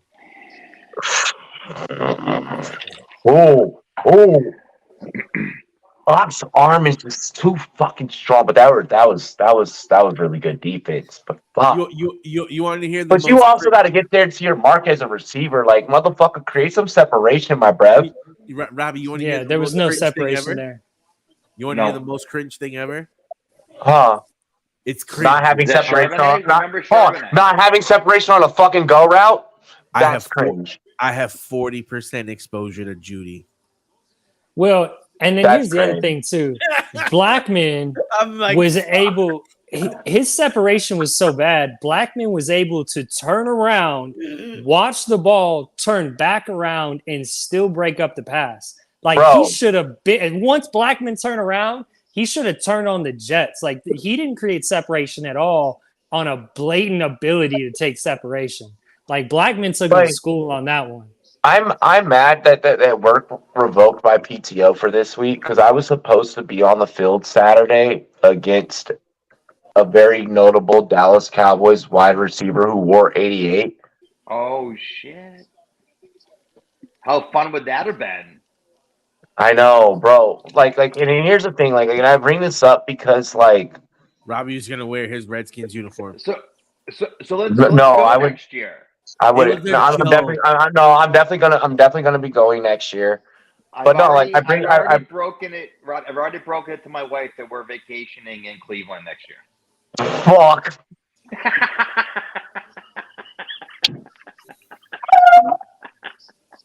I don't know, man. Hang on. My wife Explain, Taco. wouldn't be I so gotta get. accepting. My wife would be, what the fuck you think this is? That's pretty much the answer I got too, Taco. I'll let you know. She's like, what beach is in fucking Ohio? Fuck you, Taco. Cleveland. There is not one beach in there. Motherfucker, you said where?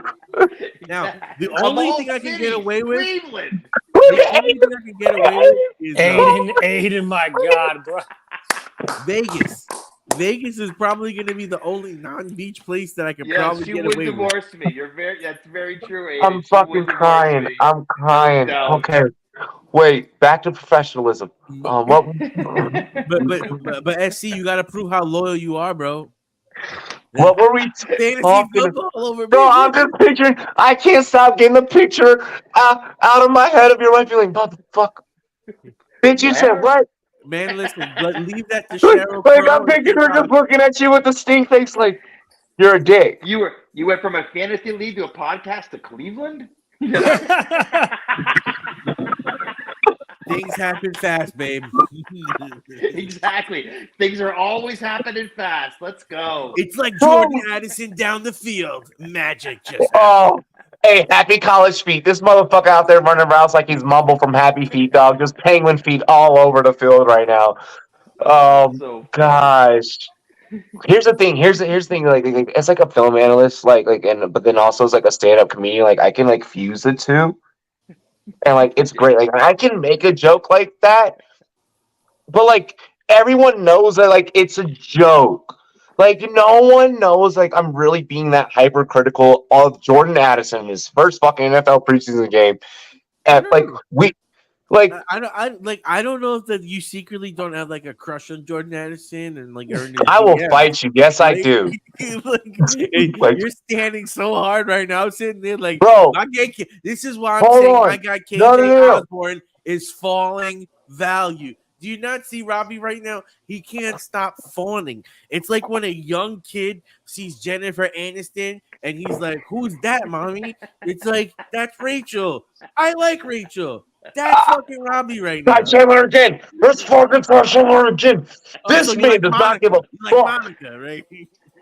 Yo, pull him out the game, coach. Get him a Gatorade. He's done for today. Get Ty Chandler a break. I do not need to see any more Ty Chandler just abusing these men. Now Ty Chandler is abusing this defense. Ty Chandler's becoming interesting. Yeah. But I think that's the whole point.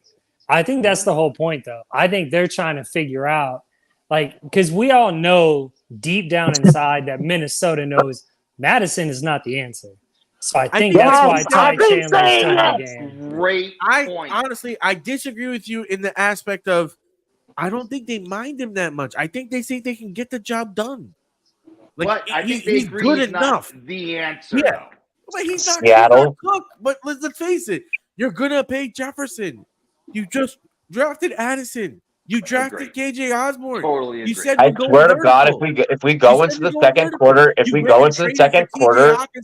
you gave Kirk Cousins all the weapons. You're saying instead of spending the money on the running back, we're spending the money on the pass catchers and the skill positions, and we can get away with the Madison. We can draft a couple of late rookies. They can eventually come out, but for now, Madison can get the job done. Done. Yeah. No. If I'm Minnesota, I'm drafting 2 running backs every year. If I'm Minnesota, I'm drafting everything defense. If I'm Minnesota, I'm looking for the second coming of fucking Lawrence Taylor. Okay, let's face it. You want to know why Minnesota's the top 5 scoring offense? Draft him. 5th, 6th, Kobe's 7th playing round. angry. Minnesota has no defense. Well, that's because Mike Zimmer couldn't draft defense to fucking save his life. Oh my God! Please. All right, I'm not getting into that. We're not getting into that. We're not doing that right now. All right, good first quarter. Let's clap it up, fellas. Clap it up. Good first quarter. All right. That was probably the most aggressive first quarter of a first preseason game that I've probably ever seen. We're watching two perennial potential playoff teams. Like, come on, dog. We're watching two. Pete doesn't play. Yeah, like these two don't give a fuck about anything. No. Well, I think it's also KOC trying to put his mark on his team.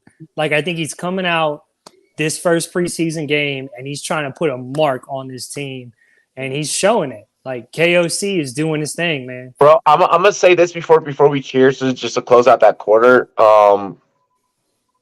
I don't like in the second quarter. I don't want to see 32-3. No. Like, even pull Nick Mullins. Like get. I don't want to see 8 on the defense. Get these guys the fuck off the field. I don't I'm want to good see now. Bush out there either. Yeah, I don't want to see Bush out there. Games. No, they're done. Yeah.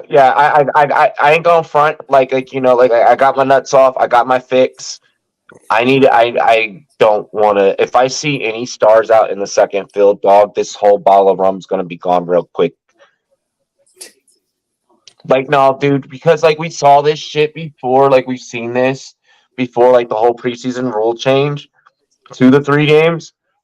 Like, this is where now we start getting into sketchy territory, because now you're going to start getting a bunch of wild, crazy fuckers that are ambitious to get into the league and make a fucking name for themselves. And guess what they start doing? They start going out there and laying fucking wood for real. Yep. And once that starts, and to the chat's point, like, Leafs defense sucks. Put up a Kilo Witherspoon's the only physical, the only few corner that can tackle properly, which is actually ironic because when he came into the draft, that was his knock. Yeah. Was that he wasn't a tackler. He was a pick first player who couldn't tackle. So saying that he's can go out there and tackle properly, it does show growth in Akil. Like, he's had that issue. But that was his knock coming out of the draft. Was this dude? But going back to what I was just saying, though, if our chat's able to see it and able to see that on the film, and then we're also able to see that with the naked eye, then that's enough audition tape for me. I think that coaches sometimes get too overzealous and they get too caught up in the moment. Still in the game. Number 3 still in the game. Cheers to me. Cheers to you, all the boys, girls. What it do?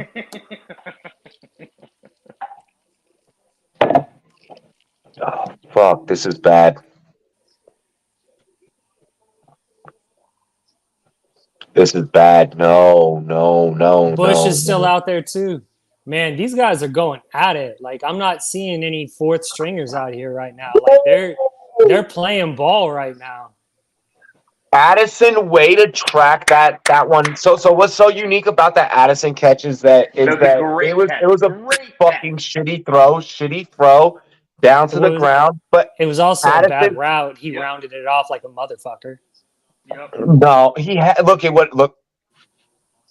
Come on, bro. Look at what he had to do.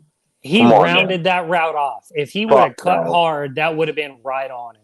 Hell no, that was Mullins. Even Mullins after the play, he was like, no. Because if he would have ran that route and cut correctly, that ball would have been right on his chest. But he rounded the route off. Please get the guys off the field. We gotta watch the tape. That's what we need. We need a tape session. That's essentially what this is right now. We need a tape session show. If we do tape sessions, it has to be members only. People have to buy subscriptions for that because we would have to show the film. God damn, Chandler. Oh my gosh, way to get up to the second level. Again.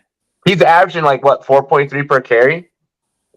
I'm not sure right now. It'll probably show up here in a minute. By the eye, it looks like 4.3. I can almost guess 4.3, 4.8.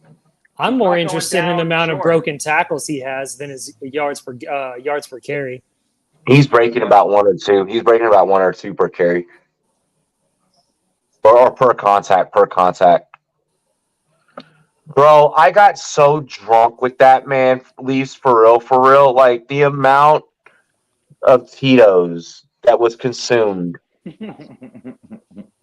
Like if you've never been to like a private like art gallery party at STK, like we were in LA, like shit was fucking crazy. Just That's like awesome. pre-pandemic. Like, bro, it was wild. I fucking met TJ Hushmanzada that night. Fucking wild. Me TJ, and Will, who's your mama? yeah, who's your mom? Me and Will Greer back up for the Cowboys. We got fucked up. Where in LA were you? Beverly Hills. For that event, I was at Beverly. We were in Beverly Hills. Yeah. I And lived in see- the greater LA area for a few years. I Where? was anti Drew Lock. Jalen Reeder by the 3-yard line. Oh my god! Ouch. You did not let He- that man cut on you like Did that. he get both feet? I don't think he got both feet in. That looked like one That's foot both to feet. me. No, that's both feet. That's both. It looked just like left. I didn't see him drag his right one. Nope, it was a pitter patter. It was a pitter patter. Oh my gosh. Yeah, the Vikings wide receiver depth is gross, and when you're constantly Crazy. when you're having to work, like whether you make the team or not, the fact that you had to work around Justin Jefferson Touchdown. and learn from Justin Jefferson. Wait, did they call that? No, touchdown. I'm behind. I didn't see a touchdown. I'm waiting. Ty I'm a few Chandler over behind you. Michael Chandler. Oh wait, are they? Is McGregor Look, still going to fight him? I am always behind all my buddies, so I have no idea how I'm ahead of you guys. This is the craziest thing ever. Dude, thank the FCC. It's crazy because I'm always behind. Muse, Muse with the touchdown. With some ups too. God. Oh, the depth is crazy on this team. But My what God. you take from that is that's probably Hawkinson in the regular season. Season game, yeah. The depth is. What I like though, like when looking at that play, is how the quarterback stayed in the pocket.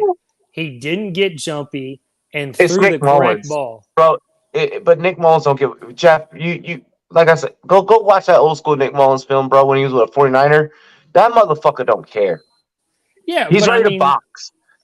I'm still just saying though, like you got to give him credit right now. Like Yeah. he stayed in there, he stayed in that pocket, watching that pocket collapse, and just straight he threw the right ball. Like, you know, this is preseason week 1. Like he could have moved up in the pocket, he could have moved around. He stayed in there, took the hit, threw the right ball, and big ups to Muse for actually, you know, jumping up there and going to get it.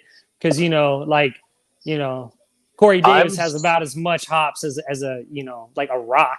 So seeing somebody go do that, you know, I love seeing that shit.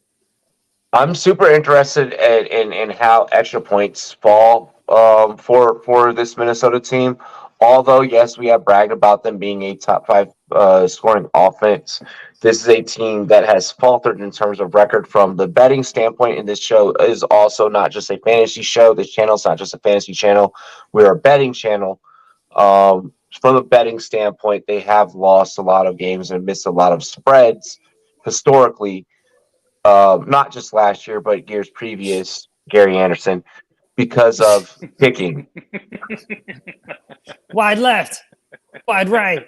You know what was fucked up? That was the only kicker jersey I ever had before he missed. After that, I would never. I'm a big kickers are athletes fan. I'm a big kickers. I had athletes my fan. Tyler Bass, so make me go get my Tyler Bass upstairs. Bro, I need to get a Joey Sly jersey. 1, because I fucking coached him in Pop Warner. 2, we're Hokies, you know, like that's our shit. 3, we're both Wolverine alumni. Big shout out to North Stafford High School. 4, I played on the team with AJ. We're Sly strong, baby. Fuck cancer over on this side.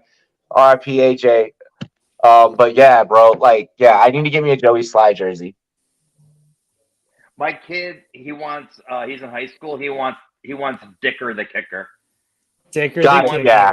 He wants That to walk around one's with just Dicker classic. on his back. Yeah, he's in high school. I mean, what's better than that, Dicker? Shout out the homie Jamie Perrog. He named both of his kids after his Dynasty 101 picks. Stop. 1 year, No way. you know, trades had happened, so like his first pick wasn't, you know, till late. So one of his sons is Ashton, after Ashton Dulin. Oh my God. Dude, that's a late pick, Ashton Doolin. Yeah, Dude, yeah. I have him on my team. I know who Ashton. That's a crazy. Yeah, bro, I love Ashton Doolin. I love. I love him too. Hey, That's crazy. Ashton Doolin can do two things: curl, slant. And Give him a curl, special give him a teams, slant. baby. Special teams, all NFL. Did that guy And have then- Skull on the back of his jersey? Is that actually his last name, or did he just have Skull on the back of it? I think he just had that. Like, yeah, that's definitely not his last name, bro. That'd be fucking I was insane. like, what? Like, because it was real but quick. Like, But then his second, he named Chase after Jamar. And what makes we that got a even fight? funnier is that these are white kids. Oh, Justin Jefferson. The king. The king. King. God. All right. Am I fangirling? Yeah, I'm fucking fangirling hard as shit. If I could, there's two receivers that I want to interview. That is Justin Jefferson and Jamar Chase. Dude, Give me those two interviews. Okay. Are you watching As this current now? Are players. you watching him with his glasses? God, yeah. I mean, let's face it. He's the coolest fucking player ever. He's the best. Like, Dude, I think a Travis Kelce interview would be one of a the most Travis fun Kelce things on interview, the planet. I would only do a Travis Kelce. Hold on. Here's my preference if I did a Travis Kelce interview. It cannot be during the season. It has to be during the off season because we're gonna get lit as fuck during that interview. Dude, that would be so much fun though. Like that dude is such a trip. Him or Nick Bosa.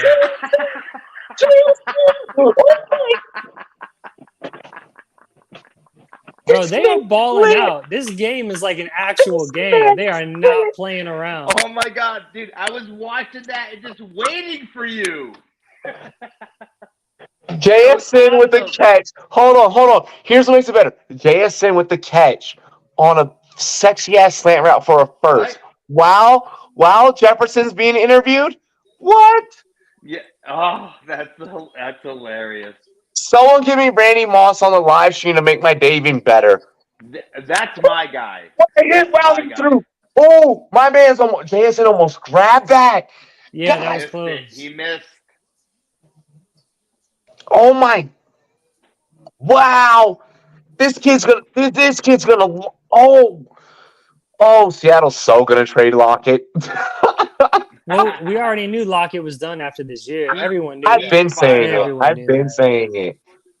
Oh, Cousins wide. Cousins literally. Cousins is so dedicated.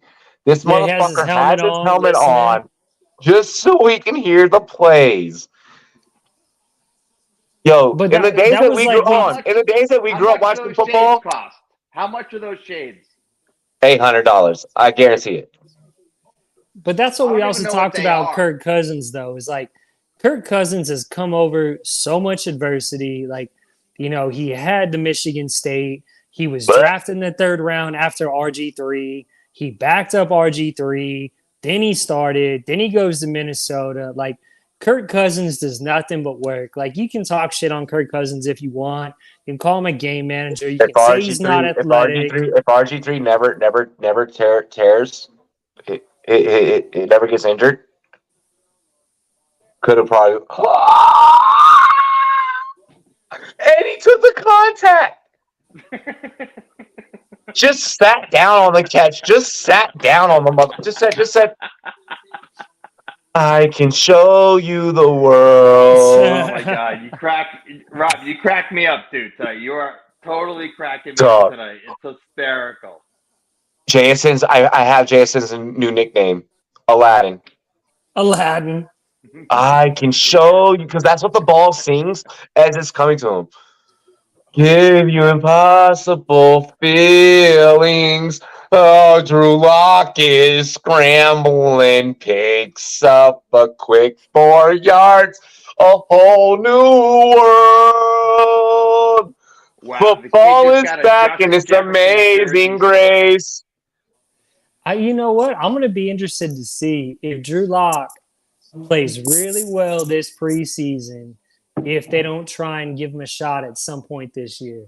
Because you know Pete was high on him, Seattle was high on him. We already know Everybody that was Pete. down We on him. already know that Pete. Pete is an emotional character in the standpoint to where he will give his quarterback every chance to fuck up and fail until he fucks up and fails, and then Pete will be like, So "Move." true. So true. And I'm That's a great completely way to put it. anti-Drew Lock. I'm completely anti-Drew Lock. But if he ends up doing really, really well, I mean, we know what Geno Smith is. Yeah, he did really well last year. Can he do it again at what, 34 I years am old? not Maybe, maybe anti not. any player. Hold on, I am not anti any player that I have gotten fucked up with.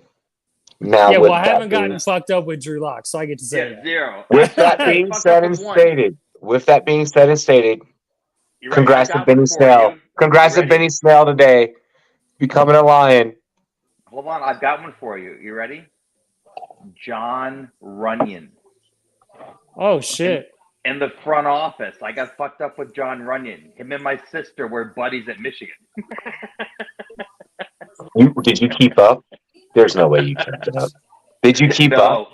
No, but Fuck, he was no, insane, that's dude. insane. No, Bro. no, he was insane. No, his kid was like 4 years old. The kid that's in the NFL now was like 4 years old. I've heard that I'd Runyon. say, I've heard that like Runyon can just like just like hit beers like back to back to back like it's nothing. Dude, no. He was. It was the craziest 48 hours I basically spent in my 48 life. hours. Yes. No, dude. He was. I met a bunch of dudes on the Eagles. It was insane. We had fire pits in his driveway with lighter fluid and everything. He was insane.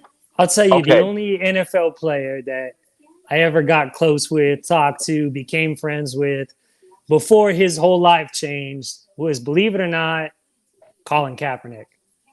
No way. That's cool. Yeah, Cap. I have an autographed Cap jersey. Cap, you cannot convince me that dude knows how to party to a certain extent. Like I feel like Cap would probably be a lightweight. Like I feel like Cap. We partied like once or twice, and like we're friends on Facebook. And That man has too high of a moral compass. Like he was. Runyon did not have that problem before like Reno and shit like that. Like before he went to UNR, and then every once in a while he'd come back down to Vegas and shit. Like, so that's the only person I really had like legit interaction with who was like in the NFL. And back then he was like pretty dope. I was part of his campaign. I was part of his campaign to get him on NCAA. What was it, like 12 or 13 or something like that? I was part of his campaign to get him on the cover. Obviously, it didn't work out, but I was part of it. But that's the only like experience I've had. But like, he's a good guy. Was he a good guy when you met him? And yeah, back then he was. Like, he's a totally different person now. He's still, to my knowledge, he's still a good guy. So, like, to my knowledge, he's still a good guy. I mean, never mind. Everyone I meet is always super cool with me, so I'm gonna shut the fuck up because my experiences are completely different. But he was cool. Like he was cool with me. Like we had a really good time. Here's what's weird: it's like I'll meet like athletes or like players or like famous people, and they'll be like, "I can get fucked up with you, and it's safe." I will tell you the one player to this day who I know, like, we're not friends anymore or anything like that because, he went off and did his thing. But pissed me off more than anybody else. I played high school football against DeMarco Murray. Let me tell you, trying to tackle DeMarco Murray was like trying to tackle a semi-truck, bro. Like, we hated this dude, bro. We hated him so much in Vegas. Like, you are not... Hey, there's a golf cart coming down the street. Trying to jump like, in front of it, bro, and his dad was a valet at the Hard Rock. Like, stop he knew his over dad. Pursuing. Nick Mullins is going to pick you off. Nick Mullins is. Oh, this is against the Vikings. Oh, y'all dumbasses, sucky McCraw. Well, and did you hear the story about how DeMarco went to Oklahoma? Yes. Drop it. So DeMarco was playing, and obviously he was balling out in Las Vegas. But, the old head coach from Oklahoma, before Riley came in, I can't think of his name right now because I'm watching the game, came in. Like Barry Switzer? No. Was it Switzer? No, it wasn't Switzer. It wasn't Switzer. No, it was after Switzer. It was his son's coaching now. I can't remember his name right now. Anyway, So he goes into like he's supposed to go watch DeMarco practice. Well, before practice, DeMarco's out there playing basketball. He signed DeMarco because DeMarco goes and he's playing a pickup game and straight up dunks over this like 6'5" dude, just straight posterizes him and he signs him right there. Done. Yep. Like he was just like, yo, a running back just posterized like this dude. So that's like a Vegas type story, like insider story on how that shit went down. Well done, Jeff. Well fucking done. DeMarco had no problems putting his shoulder through a motherfucker's face. I'm gonna set I a think setting we all for you guys. forget. I think we all forget about how good DeMarco Murray was. The fact that Chandler can also pass pro. Oh, He did it. He did it at the greatest university of all time, bro. Like Alexander we saw Madison. Well, here's the thing: Alexander Madison doesn't pass pro. Alexander Madison doesn't do anything well.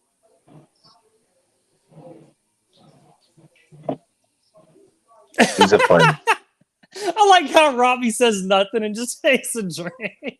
Well, like, cause like he's a fucking friend. Like we've been talking about like players that are friends, and I'm like, this is not a good time to like agree with you. Like he may be your friend, but when you're talking about like RB1 level, like he's average at everything, which isn't a bad thing. I never said a thing. Which isn't a bad thing when there's 32 starting running backs in the league. Being average isn't a bad thing. None of us are in the NFL. Like you're still one of the top athletes. Justin Jefferson and Alex, I love you. Alex, I love you. Receivers. I'm gonna just say that. That's all. That's my take. That's my take. Alex, I love you. There. Listen, that's it. I'm done. He should never see a stacked box. Let's put it like that. No, he'll never see a stacked box. Alex, you deserve 8. You deserve an 8-man box. Alex, you deserve an 8-man box. Pause. There's no way with Hawk, JJ, and Addison. There's no way. Shut the fuck up! God, I do want to work with. I do want to work with some people later on. Like I don't hate everyone. Yeah, we're on commercial right now, which is a great opportunity for me to bring up this prime interview that I want to have. If I had a time machine, Lawrence Taylor in like his off-season prime days, like I want to have like an old school interview where no, we're not going to get canceled. There's going to be no bans, no nothing. Me and Lawrence Taylor, shots, brewskis, nose beers, weed, there's whole 9 yards. I want to go I want to go ape shit with Lawrence Taylor in his prime one time. Like just there's only one for me. Pause. Like if I had to pick one interview of one player all time, hands down, no questions, Ray Lewis. I don't see. Here's the thing, Ray. If it's Ray Lewis or Lawrence Taylor, I do see that 8, and I'm about to hop in. If it's like Ray Lewis or Lawrence Taylor, and like if I get like the prime, like premium subscriber interview, LT. I feel like Lawrence Taylor's gonna give me a better interview than Ray Lewis. Ray's gonna give you nothing. Ray's gonna give you nothing. Yeah. Ray's going to give me a motivational speech. Ray's going to give me a motivational speech. That Ray motivation. But if I'm doing a premium, let's think like if you could have a time machine, but then release the video in today's standards, like if I could have like an only like an exclusive, like it has to be exclusive. It has to be done on a site that has no holds bar. Yeah, you could get lucky with LT. You could get lucky.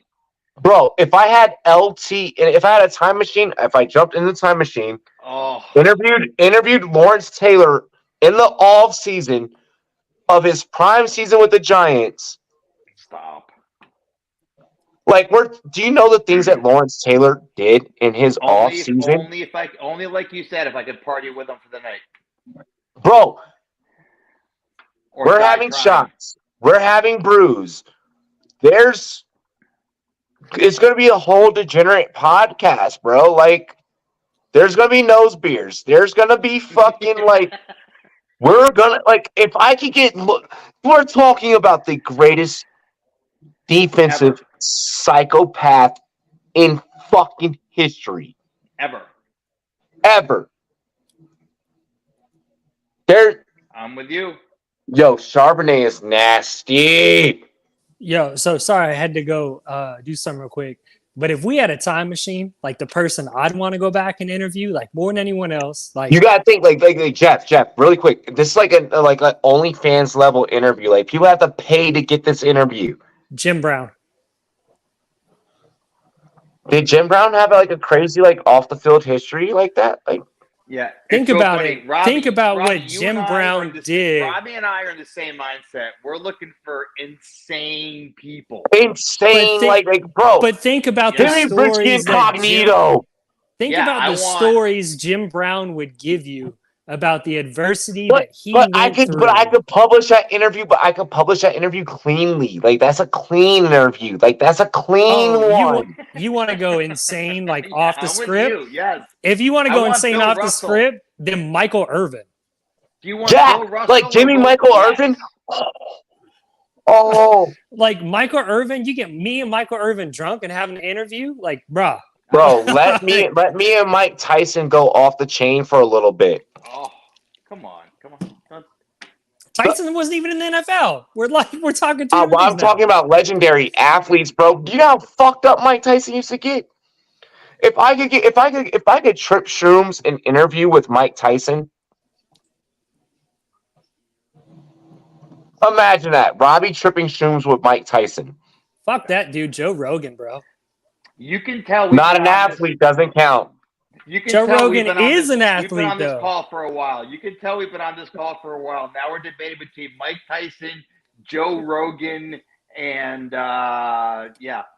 If I was on the Joe Rogan Experience, that would be crazy just for the simple fact that he's off the wall and I'm off the wall. And yes, Karam, ESPN and NFL did do Michael Irvin dirty. He was a straight energy personality. You are completely correct. Michael Irvin, Sunday morning, Charbonnet. doing his show. Like, So hold on. Yes, no, Jeff is right. Yo, they did. Oh my God, we got trips wide. We got trips wide to the left. Wait, no, trips wide to the right. Trips wide to the right. We got a single over on the left. They do not go with Charbonnet on this point. We're going. Oh my God.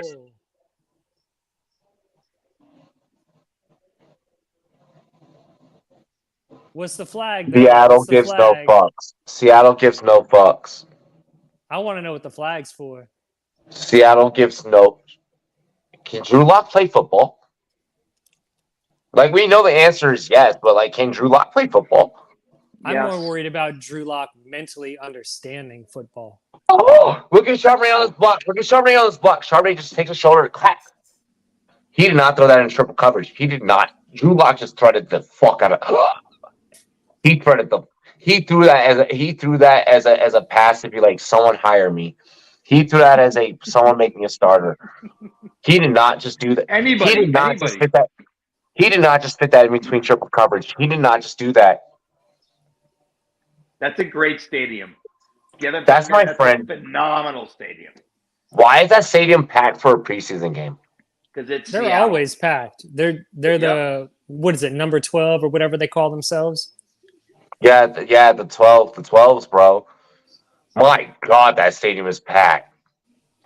I went to a Denver, Chicago preseason game once, and Mile High was not as packed for that. I lie. They were packed, but they weren't packed to the gills like this. Yeah, the 12th man.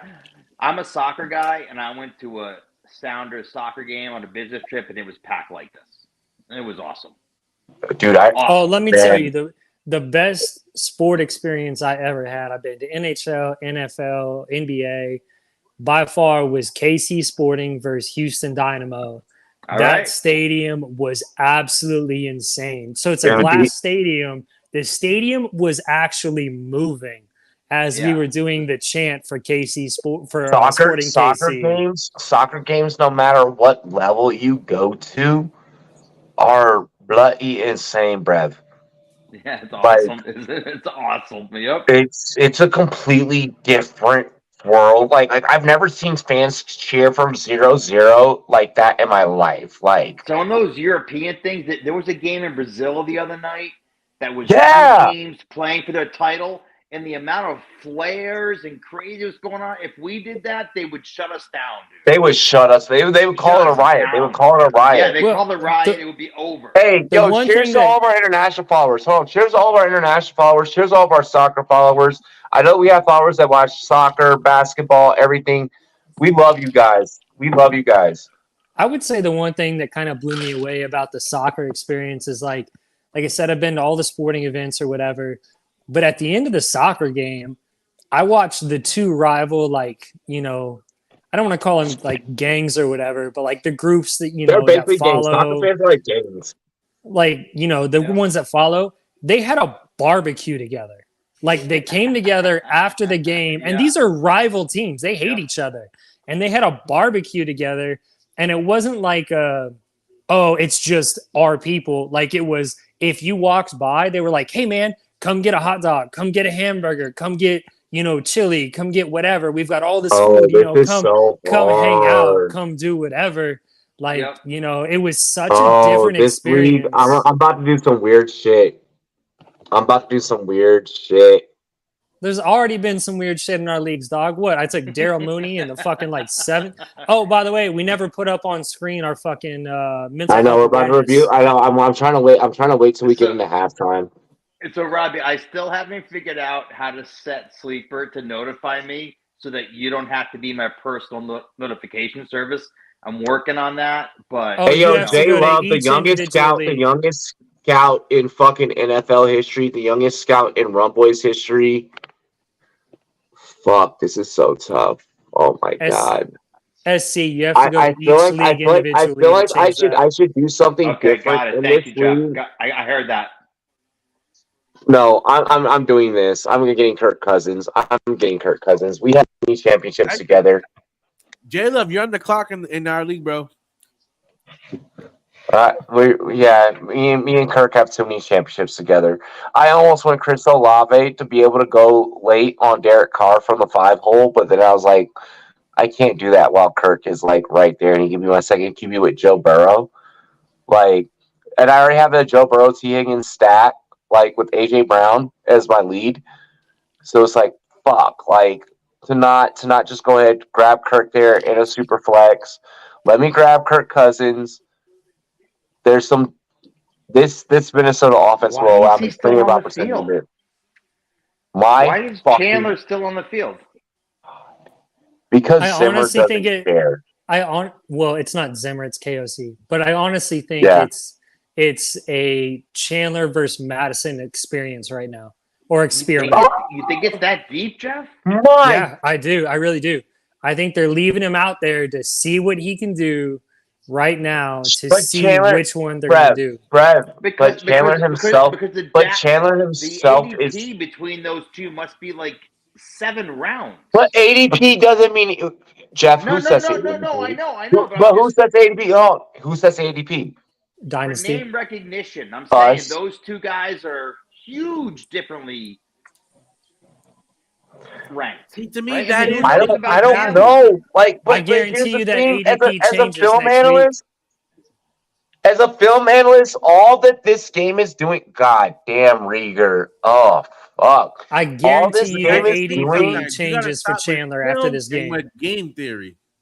There's a difference in film and game theory. But what this film is doing for my game theory is adding more reasons to why I can pass on Madison and go Chandler in the later rounds. We're not talking about a fucking. I agree.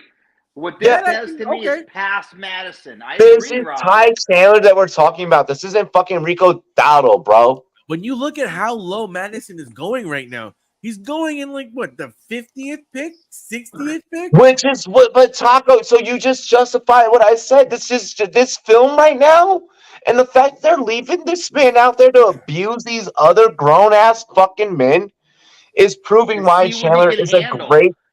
Well, it's also, think about it. Mullins is still in the game too. That's true.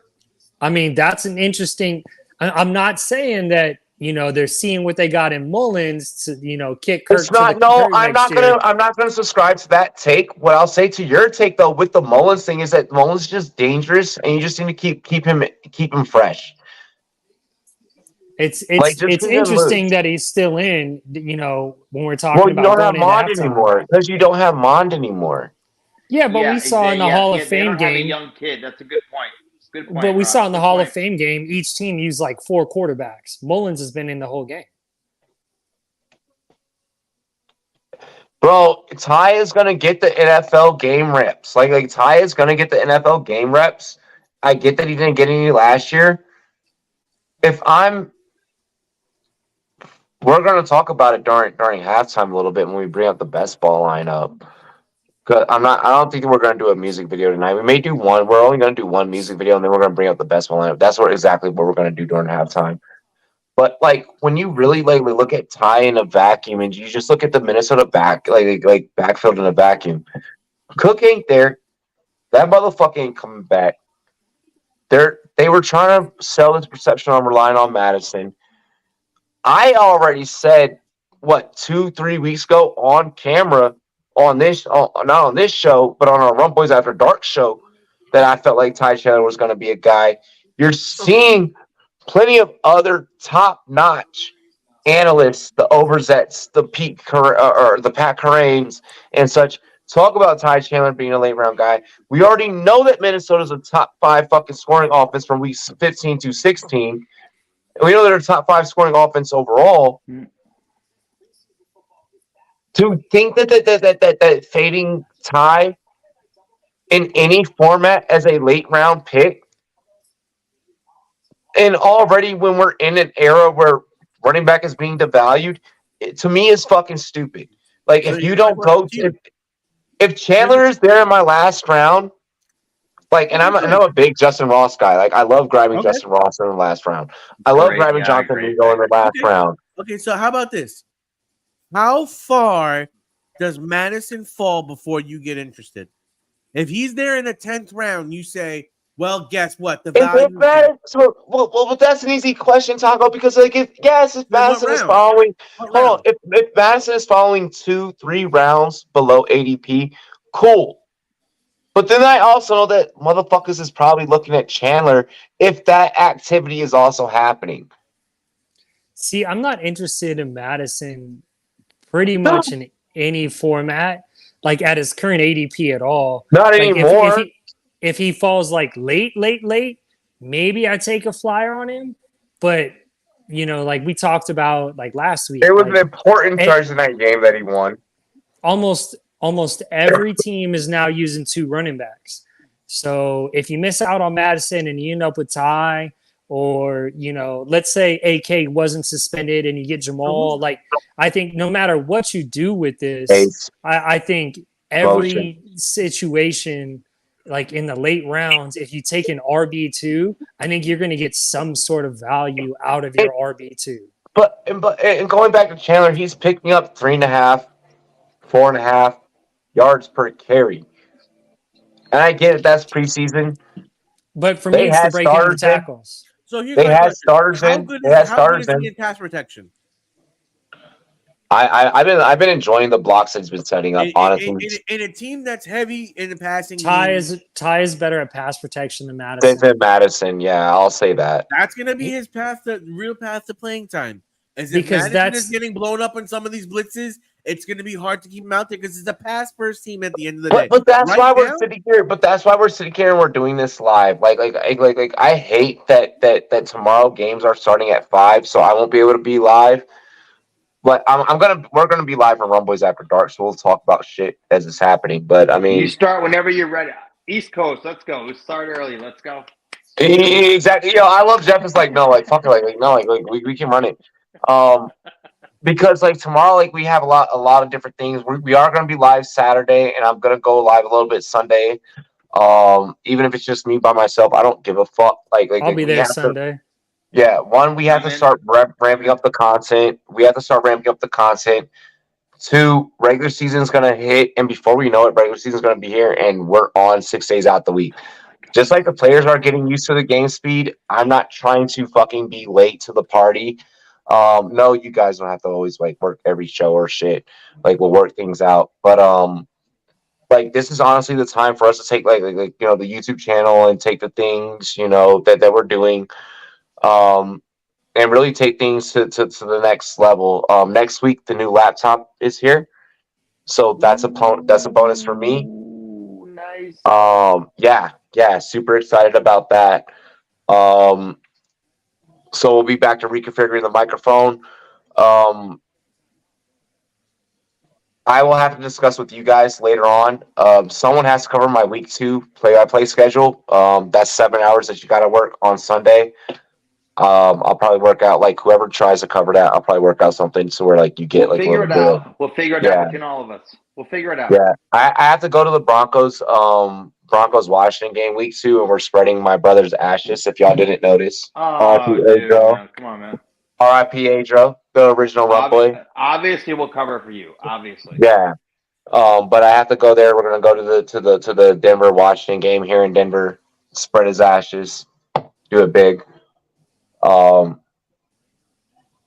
But yeah, like week 2, but yeah, like Robbie, it's gonna be good. Robbie, reach out to me. I may have a hookup with you in the Broncos, so reach out to me. Ooh, I love that. Dilly, yes, I got you. I just need to honestly just text me your number or just DM me your number so I can text you. Yeah. There's no reason why we shouldn't have each other's numbers. Yeah, my best friend's best friend works for the Broncos, so. Yeah, we'll work it out. Yep. What I love about preseason is I also we were talking about Rum Boys leagues earlier. I have to compete in the PFF All 22 Celebrity League. Big shout out to TQB Sports. Shout out to David. He's also going to be in that league. And I love being able to scout my punter like this early and like be able to like, kind of like look at special teams. Minnesota special teams scares the shit out of me just because they blow so many spreads. So I don't know if that's the angle that I'll go. And special teams in that scoring format gets you some good points. So maybe I shift some directions.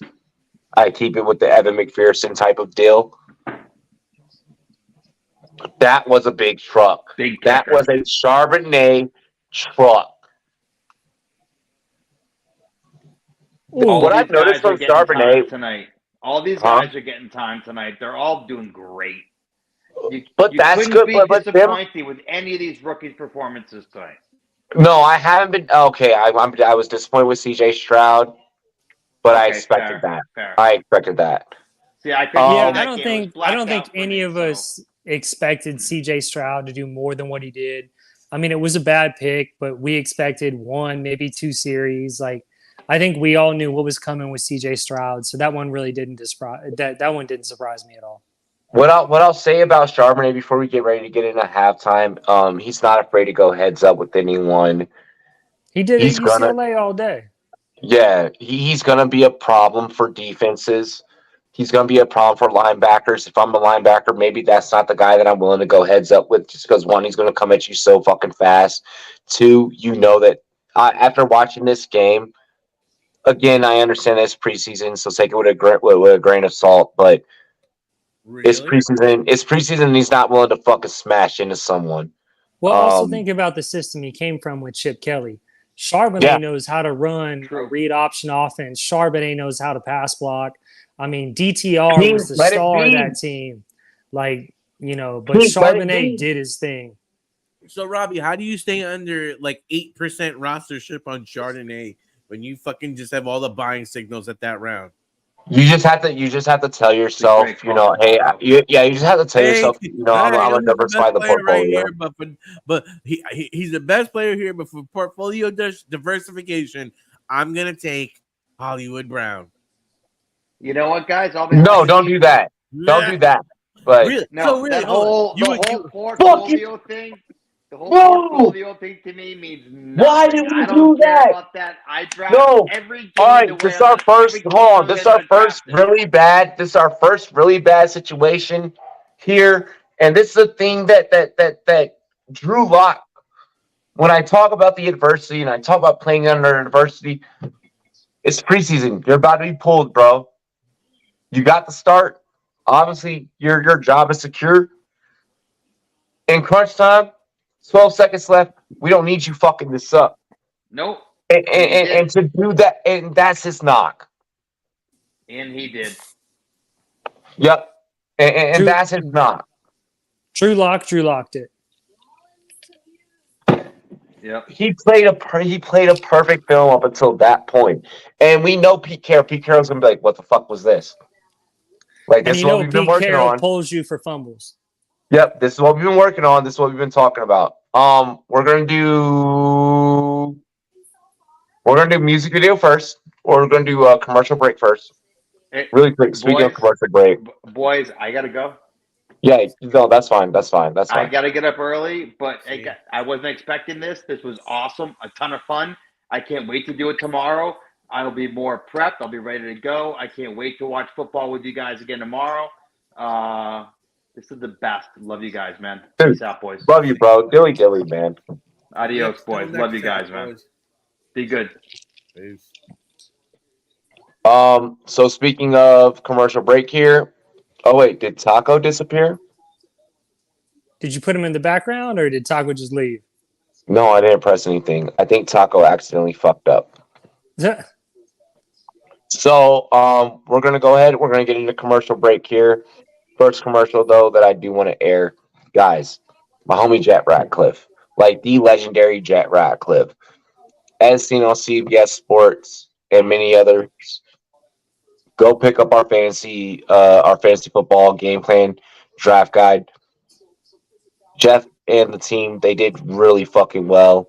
A lot of analysis that you hear me spit, some of those guys have even utilized and referenced and kind of put it out there in the draft guide.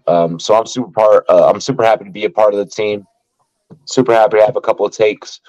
But speaking of takes being included in places and being involved in places, again, guys, our FTN Sports Almanac, Aaron Schatz did his thing.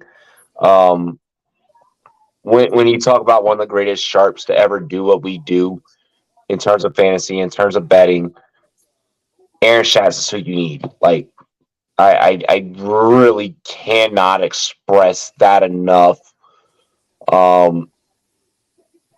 Use promo code FTN10. Take 10% off. Draft guy right now is $34.99, but you can go ahead and hook it up with that FTN10 and take 10% off.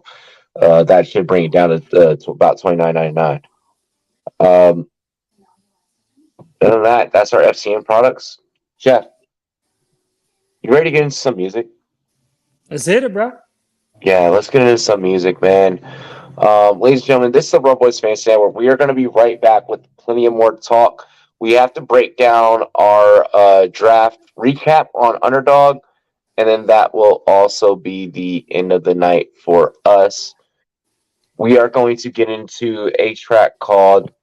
We're going to go into Fuck You by the homies Equally Opposite.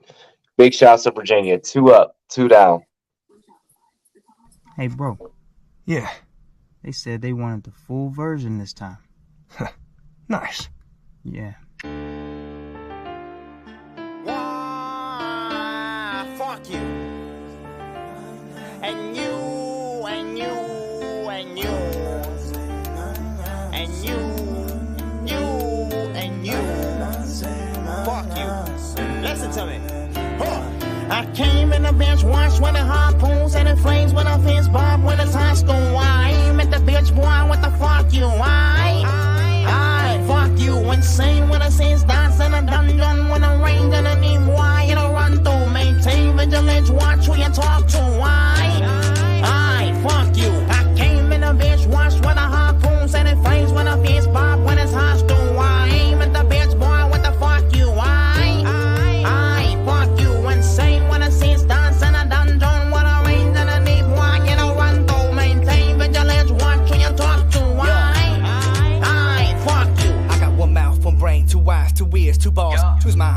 my way, move like a you all. What am I supposed to do? Take shit from you all? Fuck that, bitch, I finna bust back. Look at that sack, come with a baseball bat and fat. Nobody want that back to back. You said you want this Zakateki, yaki. How about that Tosakis? Somebody call me Pappy, yaki in a baggy, ooh, gross. We be on the other shit, the reason why we do the most. Smoking weed overseas, coming from the East Coast. We don't, even though we broke, but we got it if you ever need more. Tell me, do you need more? We was by the seashore, selling seashells, trying to see the show. Something sound like EO. Nothing like it, we know. Blow that more everywhere that we go. Go to make the beat dough. Mr. Parker dropping balls on your ass. Send them around real dirty in the car for the trash. Chillin' in the dump truck. Jay's getting twisted, getting fucked up. I came in a bitch wash when I harpoon, setting flames when I fist pop when it's hostile. I aim at the bitch boy, what the fuck you? I fuck you insane when I see stars in a dungeon. When I range and I need one, you know, run to maintain vigilance. Watch when you talk to. I fuck you. Grew up in the middle of the jungle. Concrete stomp feet, another baby rebel. I juggle with the struggle, with the appearance of a muggle. To a god I'm put together if you piece me in this puzzle. Junk food, fuck you, I'ma snatch your lunch goon. Dreaming of the pootie tang, sing my tongue, she come through. Wow, zoom, taking off around noon. Making it till midnight, flies fucking Gundam wings. Shit, sign off on the check. I'm signing off right here because you're earning my respect. Now snatch, bad, survival of the fast. Hungry little tummy, furious for the scraps. Backpack, drag my sack, set a trap, fuck a rat. Stone them in Medusa with the dreads round my neck. Sit back, whip it fast, drip, drag, racing ass. Gotta left the gas, headed bad in the past. So I pull up, I shoot up, like Harden for the 3. It's more than what I bargained for. I'm making one of these. Approve of the usage of this academy. Izuku Midoriya, smash on her knees like, yeah, wait, storm.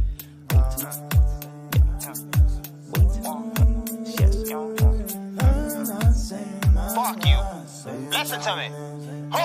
I came in the bench wash when the harpoons and the flames when I fist bob when it's hostile. I aim at the bitch boy, what the fuck you? I fuck you insane when I see stars in a dungeon. When I range and I need why you don't run through. Maintain vigilance, watch who you talk to. I fuck you. I came in a bitch wash when the harpoons and the flames when I fist bob when it's hostile. I aim at the bitch boy, what the fuck you? I fuck you insane when I see stars in a dungeon. When I range and I need one, you know, run to maintain vigilance, watch who you talk to. I fuck you.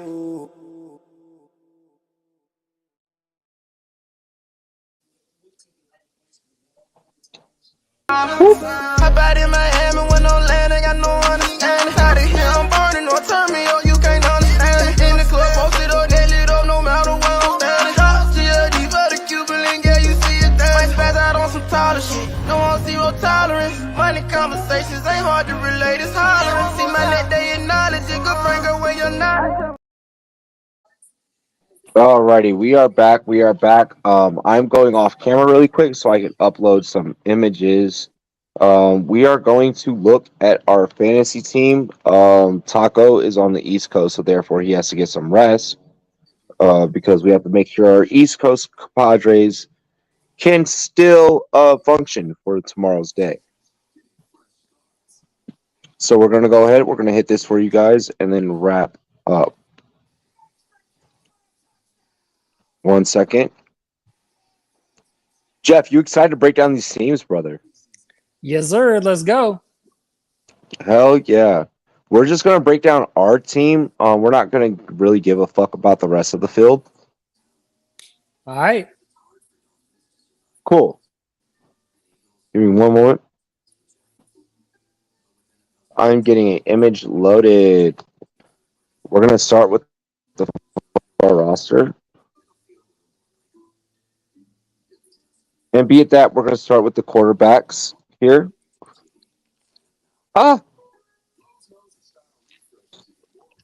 Super important that we get this broken down, especially while the starters are probably about to be pulled here.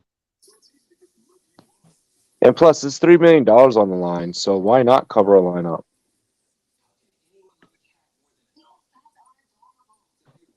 It was beautiful drafting with you, gentlemen. It was a good time. Good time. Yeah, even if Taco does not listen to our advice. Marquise Brown. We'll talk about that in a minute. Alrighty, so here we are. We're going to start off with the quarterbacks and running backs. Quarterbacks, we did a 3 QB build here, which I'm not mad about, in all honesty. Yeah, I'm not either, especially because it's best ball. Rodgers is going to have his weeks. Cousins is going to have his weeks. And then, for bye weeks or whatever, how we'll be able to step in. Not mad about the situation. Cousins is probably going to have a top 5 offense. Rodgers is probably going to be in a top 5 offense. And we still aren't sure what to expect from Sam Howell, but who knows? He could have a couple games where he gets 30, 35, 40 points, ends up playing, ends up being that guy. So I'm not mad about the 3 QB setup. In our mental health awareness, I've got a 3 QB setup in there, even though it's super flex. I think nowadays you almost need a 3 QB setup just because the QB situation seems to be extremely volatile nowadays. And I've said it for years, you have to play the matchup. If Kirk Cousins is going up against the top 5 defense, you have to play the matchup. You have to play the matchup, and in best ball, and when you're in a big field tournament, when you're chasing down $30 million, I am rolling a joint right now. I'm actually loading a bowl. But you do kind of have to really think about the concept of this is the best starting player that is going to be submitted into my lineup. So God forbid, especially when we talk about correlation, which we'll get into when we talk about the receivers, especially. You really want to have, that whole Sam Howell and that Debo setup. You really want to correlate those types of matchups to be able to go deep into a big field tournament, $3 million lineup. Promo code RUNBOYS here on Underdog. I like what we did with Rodgers. I like what we did with Howell. I'm really enjoying what we did with running back. With having a stud like Chubb. Having a guy that can be week to week like Najee Harris, and then of course, God forbid, we're already seeing what Charbonnet can do going heads up against defenders on the field in preseason. Roshan, we just know how I feel about Roshan, and then just having Chase Brown as a late round grab should anything happen to mix in injury charges, things of that nature. That's just solid, and that's a high power offense that's we know they're going to utilize that guy. Let's see here. I'm going to pull that down. Didn't mean to pull that up. I apologize. Actually, I don't, because you probably need those stats. But if you're following this channel, you definitely need stats. It's just kind of the way that the Run Boys roll. Shouts at FCN. The receiver core is... What do you think? I love it, aside from one pick. Well, so I like it. I'm not high on Marquise Brown, but I am fucking low on Marquise Brown. He's pretty much the only wide receiver in that offense, to be honest with you. I feel like we could have gotten that for the free. In the words of our homie LQ over at NFL Network, I feel like that was a pick for the free. And I love what we did with Olave. We know we're going to get in Debo. Jahan, he's going to get the touches. He's going to get the targets. Well, he's number one against man coverage. And we got the stack. I love the stack with Lazard. Jaden Reed, I'm up and down on, but like we talked about earlier, in one of our leagues, anybody in Green Bay can end up as wide receiver 1. Yes, Dobbs has the but there's also enough correlation though. There's enough correlation to where when week 17 comes around, to where we can make some things happen with that. Should he pop off around that time, and if Green Bay can. If there's a universe where Green Bay's competitive, if we have that correlation with a Kirk Cousins, a TJ Hawkinson, I think that we're safe. I think that's a good play. And I can also say if Christian Watson doesn't improve, Reed can easily take that spot. It doesn't matter what you saw from Christian Watson in college or last year or whatever. If he doesn't improve, Green Bay always puts their best players on the field to whatever extent it is. And I think And I don't Rodgers know threw how last much Christian season. Watson. I don't know how much Christian Watson improves, let alone becomes super efficient. Well, Christian Watson was pretty much a 3-route runner. And I think he's got a lot of ability there. I think some of his problem was Rodgers, but we'll see. And then getting Darius Slayton at pick 200, I think is super solid. Like, Slayton, there's going to be 1 or 2 games or maybe even 3 where Slayton's going to get you 15, 16, 17, 18 points because he's going to get a touchdown and 80 yards And or, it plays whatever. into our divisional correlation with how we went with Washington. Mm-hmm. It does. I feel good about it. Like, I'm not high on Marquise Brown, but there isn't really another option there. Like, I don't really trust Rondale Moore. Would he really care about Zach Ertz? James Conner doesn't do much out of the backfield. Like, he's pretty much the only guy left there in Arizona. I think the only positive that I have to say about Marquise Brown is that is what you said, is that it's contrarian enough. It's so contrarian to where it could work. It could. Marquise could easily be, a top 25 type receiver or some shit like that. Let me address this. So this shit is so overhyped. Oh, yeah. I've been reading about it. It's so overhyped. Dude, like, straight up, like, we already knew that when Eric Bieniemy came to Washington, that it was going to be tough for many players to adjust. That's part of the reason why he didn't get head coaching positions. It's just because player relations is super tough. He's very much of an old school guy. I love that former Chiefs players came out and they were like, shut the fuck up and deal with it. Mecole Hardman, Tyreek Hill, guys that have won rings underneath him essentially said, shut the fuck up and deal with it. Washington's going to shut the fuck up and deal with it. They'll be fine. It's the way that it is. The story is blown out of proportion, according to what I know. It's just news. Just like we talked about with Bijan Robinson when Atlanta said that he was 3rd on the depth chart. It's just news. It's just news to drum up media and attention. There's nothing really going on right now. It's preseason.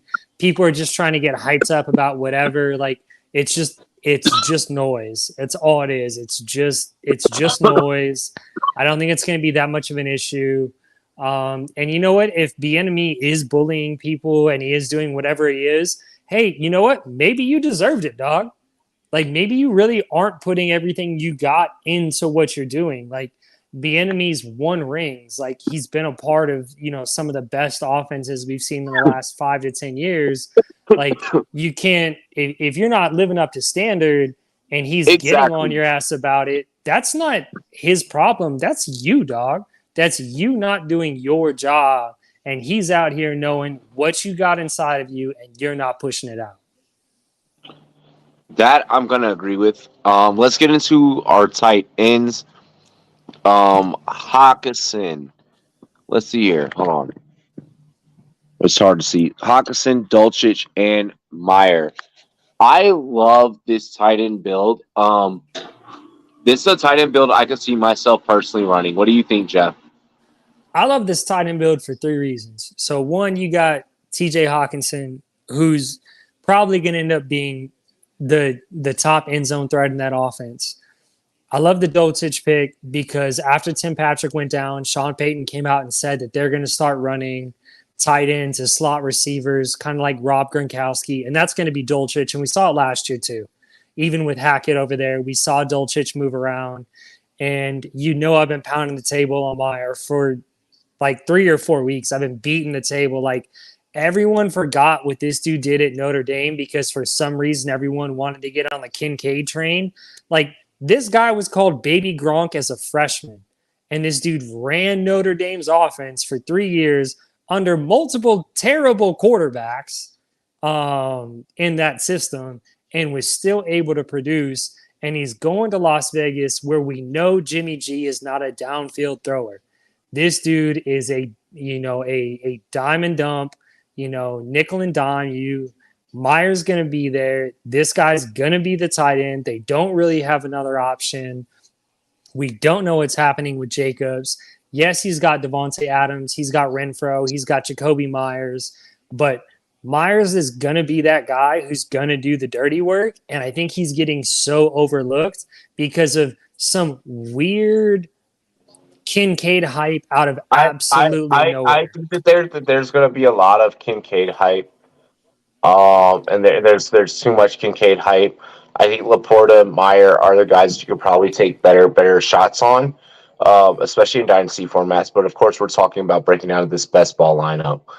I love the Meyer pick, especially when it's things the last pick in the draft. Yeah. I think it's secure. I think that we can have a good future there. Dolchich is kind of the one that I worry about, just because it's Denver. It's Russell Wilson. We kind of talked about the psychology behind two alphas being in the room between Peyton and Wilson. So that fascinates me behind how that can manifest itself onto the field. But Hawkinson, I absolutely fucking love. I think this lineup is good enough. I think it's contrarian enough. I think there's enough correlation. There is enough balance between having three QBs, the tight end, the three tight ends, the receivers, the running backs, to where this lineup could be prosperous. I think it's an extremely safe lineup to where it's going to get you to a place you need to be. This was lineup 29 for Taco. Of course, if this lineup hits, we all split. I think that this lineup, from his standpoint, is probably the most diverse that his portfolio has gotten. And because this is diverse as it is, and we hit on different things like divisional correlation, we hit on things like playoff correlation, advance rate, just different theories of that nature, game theories. And we kind of got him away from being high on, having to hurry up and go and get Jerry Jeudy. It's like, we don't need to go and do that. Like, we don't even know what that Broncos team is going to be. I think having a lineup kind of based off of data that's being presented and data that we know, I think this lineup is probably one of the better ones. I would love to see how Taco feels, probably come tomorrow about this lineup. I mean, I think it's a solid lineup. I think it's a safe lineup. I think it's a lineup with an ability to win, and it's a lineup with one low injury risk and a lot of high upside. Now, there's going to be some down weeks. There's always going to be some down weeks, but it's not an injury prone lineup. It's not a reach lineup. It's not a high ceiling lineup where you're going for just this guy like once every 3 weeks is going to get 50 points type lineup. This is a solid lineup that's going to be solid week in and week out. We're just going to have to watch and see kind of how it plans out. Players. Yeah, built by some solid fantasy players. I mean, SC Express, choo-choo!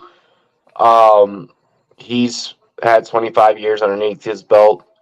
Me, myself, obviously being an analyst, and the fucking vast amounts of championships that I have and things that I've done.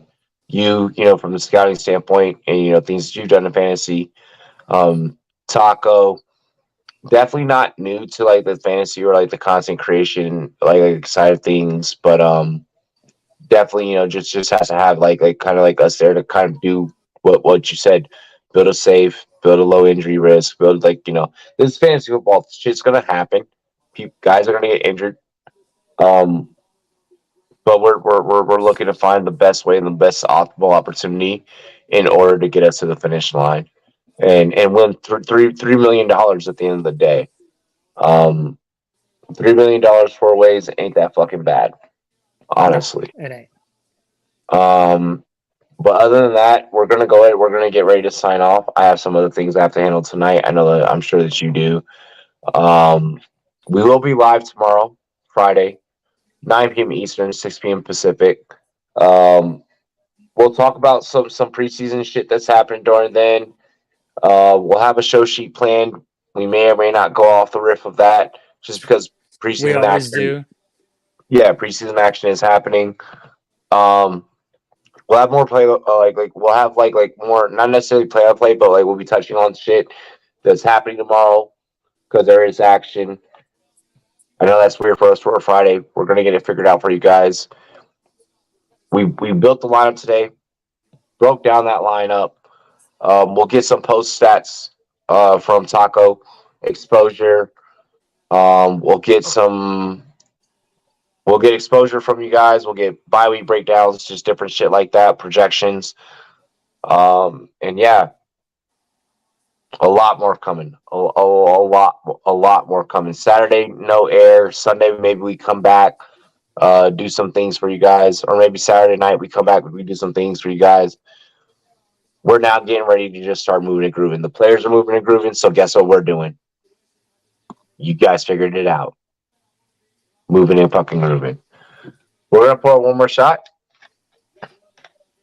While we pour up that shot, please, like, for real, the links are in the description. Check out every single sponsor. Support every single sponsor in some way, some fashion. Like, if you get a really good bonus check coming up or whatever the case, go get a GLD. Draft weekend is coming up. There's no reason to not pop up representing your team. Aaron Rodgers has an 8 around his neck. Even Aaron Rodgers is iced out right now. New York State of Mind he's in.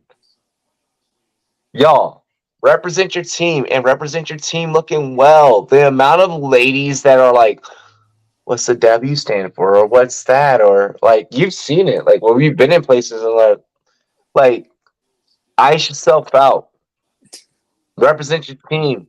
That shit works, believe it or not. It's not corny. It's game. It's Riz. I promise you it's fucking Riz. GLD, shop GLD. Hit me up for a link and I'll get you a discount. Not only that, PFF, all 22. Get on over there. Build an all 22 league. Use promo code RUNBOYS. Link is in the description. Also, FTN, promo code FTN10. Get our draft guide. Get our sports almanac. Because, baby, if there's one thing that the Rum Boys about to do, you already know how we do. We about to beat that bookie's ass just for you. We about to beat Vegas just for you. That's DFS, that's fantasy, that's sports books, that's your neighbor, that's your bookie that's offshore. If it's a fucking bookie and if it's someone that's coming to collect money, this is the YouTube channel you need to subscribe to really get to it. You already feel me, honey? Hey, yo, cheers to me, cheers to you, all the Rum Boys and girls. What it do? All right. Dilly, we out of here. One moment. Also, I love my Seattle Seahawks defense pick now even more. Fuck you.